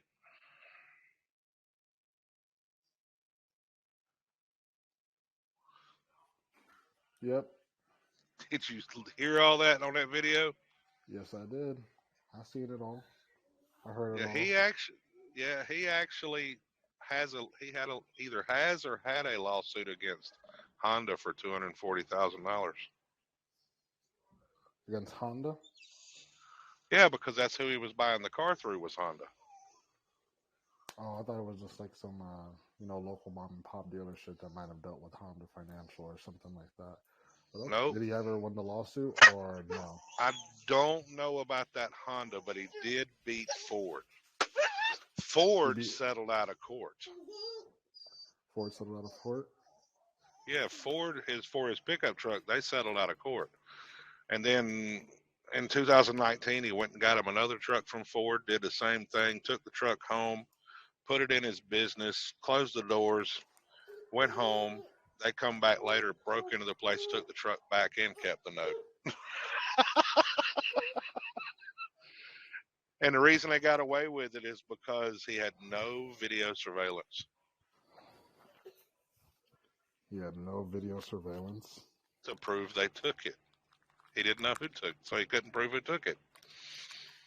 But yeah, he did that. He X'd out the sections on the security that he didn't agree, initialed it, dated it. He endorsed it where it was supposed to be endorsed, and he overnighted it back to Honda, and they refused to give him the car. Interesting. Yeah. Interesting. So he filed suit against them for $240,000. I wonder how that's going. How long ago did that happen? Oh gosh, that video was What, like 3 years 3 years ago? ago. Yeah. And John, he ain't no joke. He gets letters if he gets a letter from the court to appear, he goes into court and says, "Oh, I'd be glad to come to court." He said, "But my time is valuable, and the Northwest Ordinance forbids slavery and involuntary servitude, so I will be glad to come and perform at the amount of whatever he puts on paper per hour." And they write him a letter back and says, "We don't need your services." You know, you can get funny with these letters. You know what I mean? Like, if you want to stop a debt collector or something like that, Mm-hmm. you know, you could say something like, "It'd be lovely if I could actually pay you $320, but because of such and such, such and such, such and such, I don't think that I would be able to." You know what I mean? Yeah. It's as simple as that. It's not that hard. No. Get creative, guys. That's what I tell people, that they got to learn to negotiate before they get into the court troubles. Because court wants to see evidence of your negotiations. Yeah. Then the other party's in dishonor if they're not trying to negotiate. Exactly, because to a degree, it's like trying to establish a peace treaty. You know what I mean? And it's Yep. like, if we can't establish a peace treaty, then it's like, all right, well, I traded with an enemy. Mm-hmm. Now, you know, earlier we were talking about probate court. Yeah. You see JW there listening. He's done that. Which one? JW, What's he done? he's been to probate court. Oh, really? Yep. Say hi, JW. And he'll tell you, when he ordered his birth certificates, the cover letter said, "These are your bank notes." I think I remember hearing you mention something about that before. Yeah. Hi, JW. I just thought I'd drop in and see what's going on. I'm just Talking to listening. Quasimodo, I finally talked him to coming from TikTok over to the group because this guy's smart. Yeah, I know he's got a YouTube channel or something. I've watched as much of it as I can, like as I juggle. I mean, I'm overloaded with good stuff to listen to and watch. I don't know about you guys. Wow. And yeah, glad to make your acquaintance. Absolutely. I got some real smart people that in this group. Teamwork makes the dream work, or something like that, right, guys? That's true. I mean, So ain't no that's one man knows all the law. We all know bits and pieces. So what do? We come together and fill in the blanks for each other. with John in those cars. That's more detailed, of course, than we would know by watching the video, and that's very interesting. Do you know did he get them registered this typical way, like at least the first Ford that he had for a minute, or what? He didn't get a car and he had to sue 240. Yeah, And then there was he didn't get the Honda because they kept the note and the car. Okay.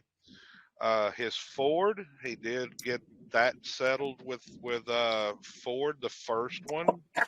But did he keep a car? Did he keep a truck?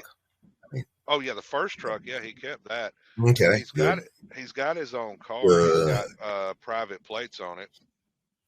He runs the same exempt plates my dad runs. I got a picture of him. Yeah, I was wondering whether there was like a say he had it registered, then there was the lien holder on the stipulated title, which apparently is only there for about 3 weeks, and you can go down to the do your UCC 11 search at your state, and if there isn't one there, which 99 times out of 100 there isn't going to be on your car unless it's in the first month. You can take that, get it double authenticated, or at least authenticated the Secretary of State of your state.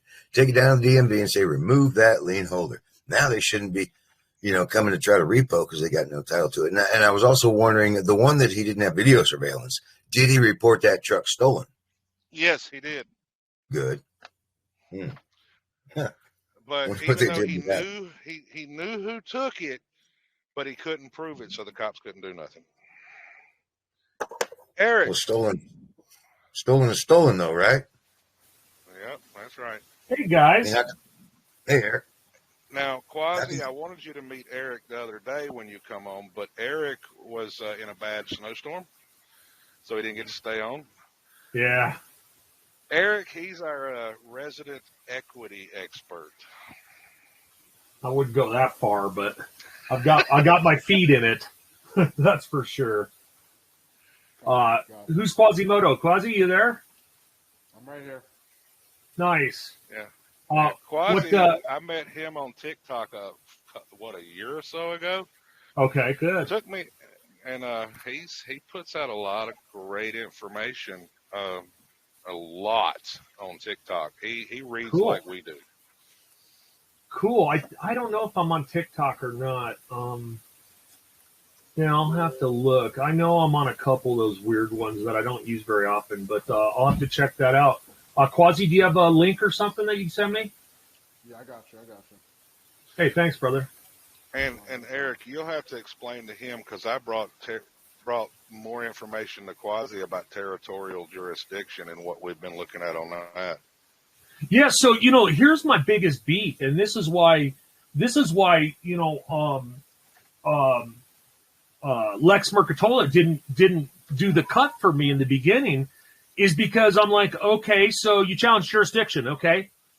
What facts are you trying? Because this is what people aren't talking about. So you can challenge jurisdiction, that's great. What fact will you be trying today? Eric, just as a sidebar there, I think that he's just firing a private letter shot across the bow in private to the prosecutors. He's not filing this thing into a document. Absolutely. And this is why it's important to act like you know something. Is because these prosecutors might know jurisdiction. They just might. Not all of them do. And so, a shot over the bow is great. I'm a firm believer in shots over the bow because it's called notice. It's just called notice to me.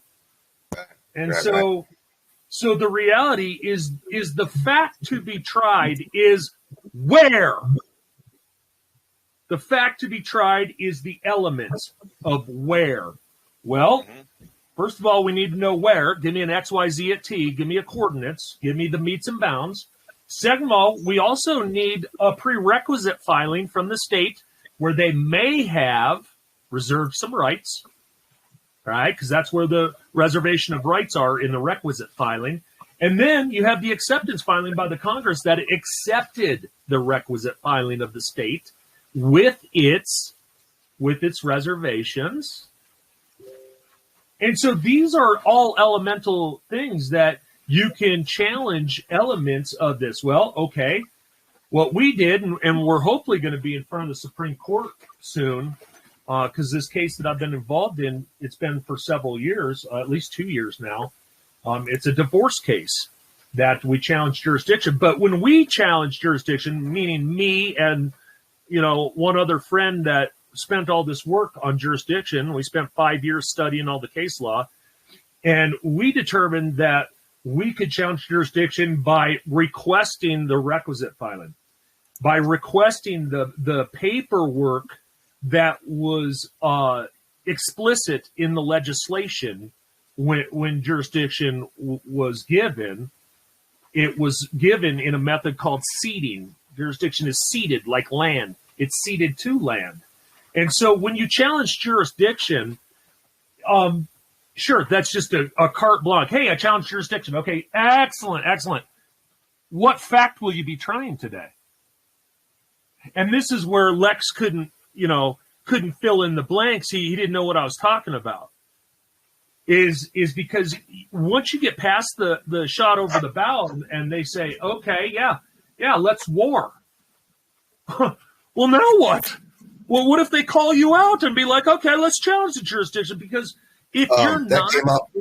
That came up in the last Zoom with Boris, I think it was last Sunday, and they grabbed a criminal complaint to go file against the prosecutor. Yeah, that's what you said yesterday. Exactly.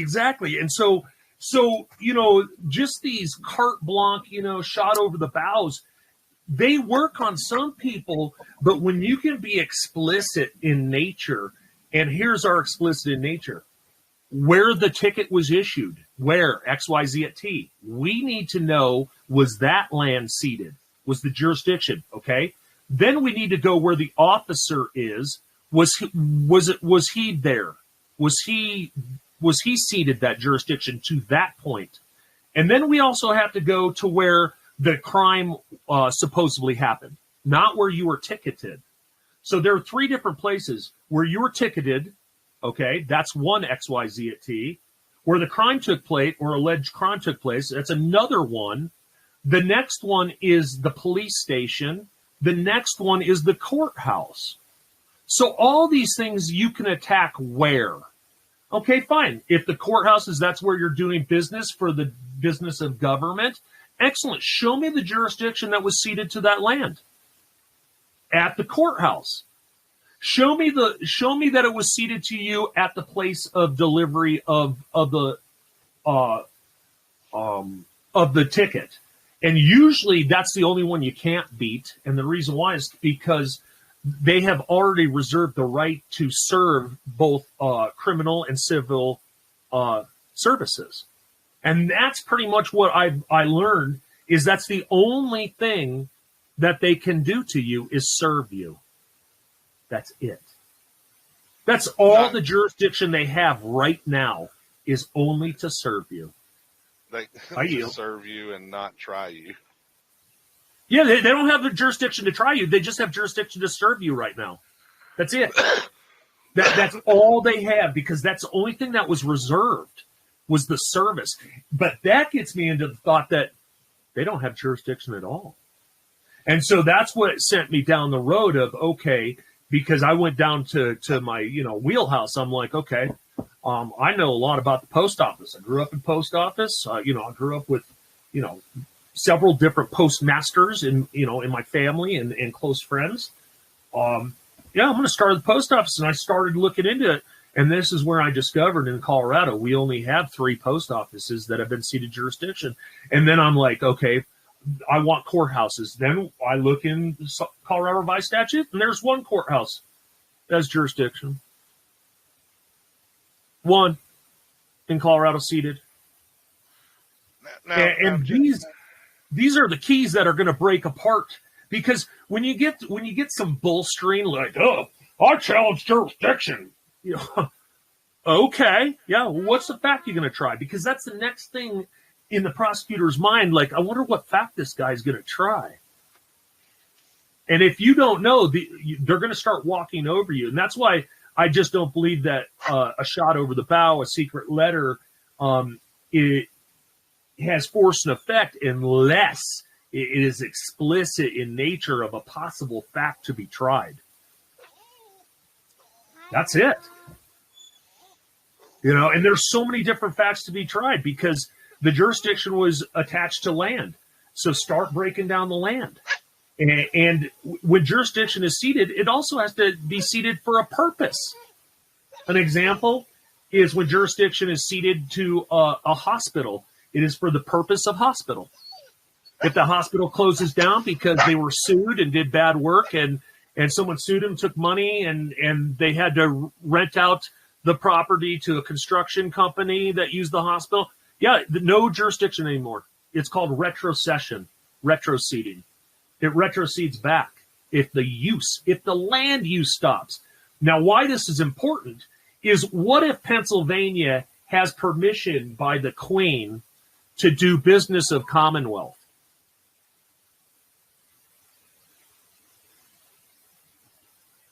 Then we're going to be doing business of Commonwealth for a long time. What if they stop business of Commonwealth?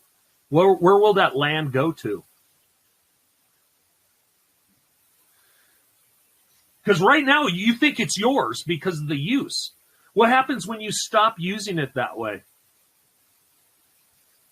It retrocedes. So these are just things that I want to point out that those boys over there with Lex could never answer a year ago. Not even close. They couldn't even come close. In fact, in the last year is probably when they've learned the most, I suspect, because I gave them a ton of information. I put it out there. I gave it perfected, and I've given my speech on jurisdiction so many times.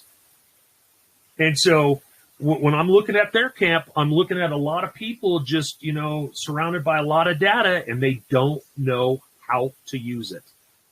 That's why they're offering a letter private, because that's a good start. But that's just so primitive. Duh. Of course you're going to send someone a letter. Duh. So, there's nothing patent about the process. That's what I'm trying to say. Now, what's patent about our process is no one has ever challenged the jurisdiction, arguing the facts that we've argued. And the reason why is because most people argue jurisdiction without having the facts to be tried. So a lot of these cases just ended up, they went in just because. There was no real reason. So just something to think about, guys. You have to have a fact to try. And here's the deal. Your fingerprints were on the knife, dude. Her blood was on the knife. But I was in jail when she was murdered. So many things can just throw a wrench in what you think is true. And you're like, well, the blood, the fingerprints on the knife, the guy's guilty. Or how about the FBI guy, the guy that robbed the bank? He had a full prosthetic face on. And his mom turned him in and was like, yeah, my son robbed the bank. Come get him. And the kid's innocent. Some guy made a mask of this kid's face and robbed a bank. And, FBI's like, well, we got video of it. The guy's guilty. Not so fast. Not so fast. So I want more people to be more developed in their thought when it comes to challenging jurisdiction, because that's easy to say. And see, which element would you like to challenge? The land use element? Which element? The filing element? Because that's what we were challenging. We want to know if it's filed. Give it to us. We just want the filing. We want the requisite filing, and we want the acceptance filing. Give it to us. Let's see it. And they called our case novel in federal court. They said our case was novel. And that's what we're talking about being patent. Letters patent is coming up with a process that's letters patent. That's patented. That like, hey, no one's ever done this before. That's what we've been working on the last 6 years, is something patentable, is something new, something that no one's tried before, but the facts have always been there for us to ask those questions. No one has been in a position to do that, though. Questions, comments?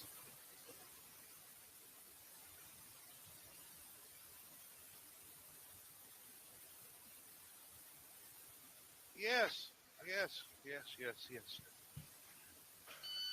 My granddaughter says hi. Hi. Hi, young lady. So my reality is, how could you possibly challenge jurisdiction without mentioning a fact to be tried? You can't. It's just silly talk.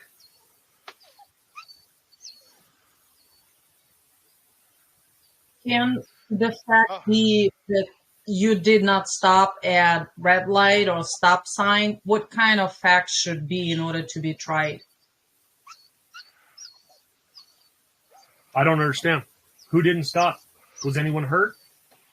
Or was this a No. meteorite that didn't stop for a stop sign? So not stopping at the stop sign is not the fact, right? No, it's not the fact. In fact, you don't have to stop at stop signs. Stop signs are for commercial drivers. Yeah, and you know, in certain instances they don't apply. That's equity. In certain instances they don't apply. How about speeding in school zone? Hold on, yo. Quasi said he had a question, Eric. Yeah, go ahead, Quasi.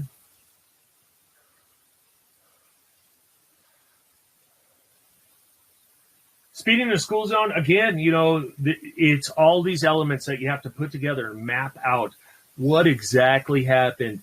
Did they enter the school zone before the light went, before it started flashing, saying that it was time, you know, and where, what the intent, what was the traffic flow? Because a lot of tickets I've beaten because I just tell people to argue that you were in the flow of traffic and you could not impede traffic. That would have impeded traffic.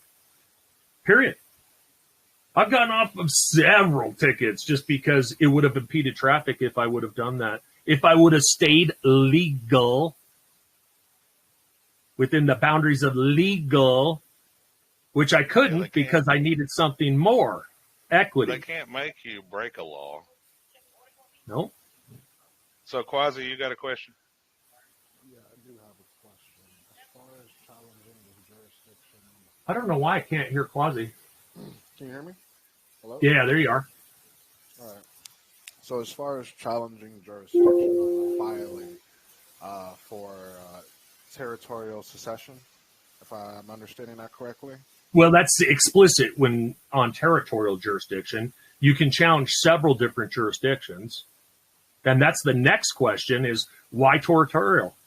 Because you only challenge territorial jurisdiction because of certain facts to be tried. And you only challenge jurisdiction outside of territorial because there are different facts to be tried. So what facts are being tried in the territorial? No, this has to specifically do with filing. Now, I'm not getting into the specifics on the actual trying, but as far as trying on the filing, okay? Now, Yep. I was talking with Pastor earlier, and he showed a document. I think it was State versus Gray, something like that. Okay. And it was talking about the document that was registered with the county was a double hearsay document. Do you believe with the filing of the county, if the prosecution were to produce any evidence, it would be considered hearsay, or would you go on the route that any evidence that he is producing is hearsay? Well, it depends on what kind of evidence. You have so many different types of evidences. True. So depend on the species of evidence, you know, geez, because I mean, this is my ballpark. This is my wheelhouse. I write patents. I write patent claims. I can come up with a claim to attack you with. I really can. And that's why law sucks, is because when you're good at it, no one's getting away from it. Yeah. Not in law. You can get away from law in equity, but law is so strict. That's why there's a certain set of rules that are laid out and punishments laid out as well. Yes, and the punishment, even though civil and criminal are essentially the same, because in essence it's always a civil case, even in a criminal case. But what they don't have power in the court to do in a criminal case is assess a civil nature, and that's why you have to do a civil filing a separate lawsuit to get the monies of the civil, because they can't award you them in the criminal. Got you. So it's, Though they're very similar together. Start your own case or make your own charge, pretty much. Yeah, in a civil form. So what I'm saying is that with every criminal action, there should be a civil action paralleling it, because of the rights and interests that you have in a criminal case extends to a civil case also in parallel. Like civil violations or deprivation of rights to some degree, but you have to do that as a counter. Would you call that a counterclaim? No, that's the cool thing, because a counterclaim is a response. Now, it would be counter if you were being sued civilly, and then of course you counter civil. But no, this is when you start an actual civil lawsuit, because there is a criminal lawsuit pending. And usually you start it just so that you can start the process of saving and capturing that data out of the criminal case for your civil case. You know, And it works both ways. perfect. Wait, hold up. Can we capitalize on that information that you just Yes. shared? Yes, Says, brother. you have criminal violations. You should be starting a civil suit against the criminal violations that they're charging you. So, well, what I'm saying is, since every criminal case is in nature a civil case, and this is what the law says, because of that, that leads me to believe that there are lots of rights, titles, and interests in a civil case. So most people just go through a criminal case and don't ever venture into the civil case for collecting in that environment, in that jurisdiction. Got you. Okay, perfect. Remedy. Yeah. So and just you have to be very explicit, because remedy is different than relief. So you need to be explicit. Remedy for relief, you either want a common law remedy for relief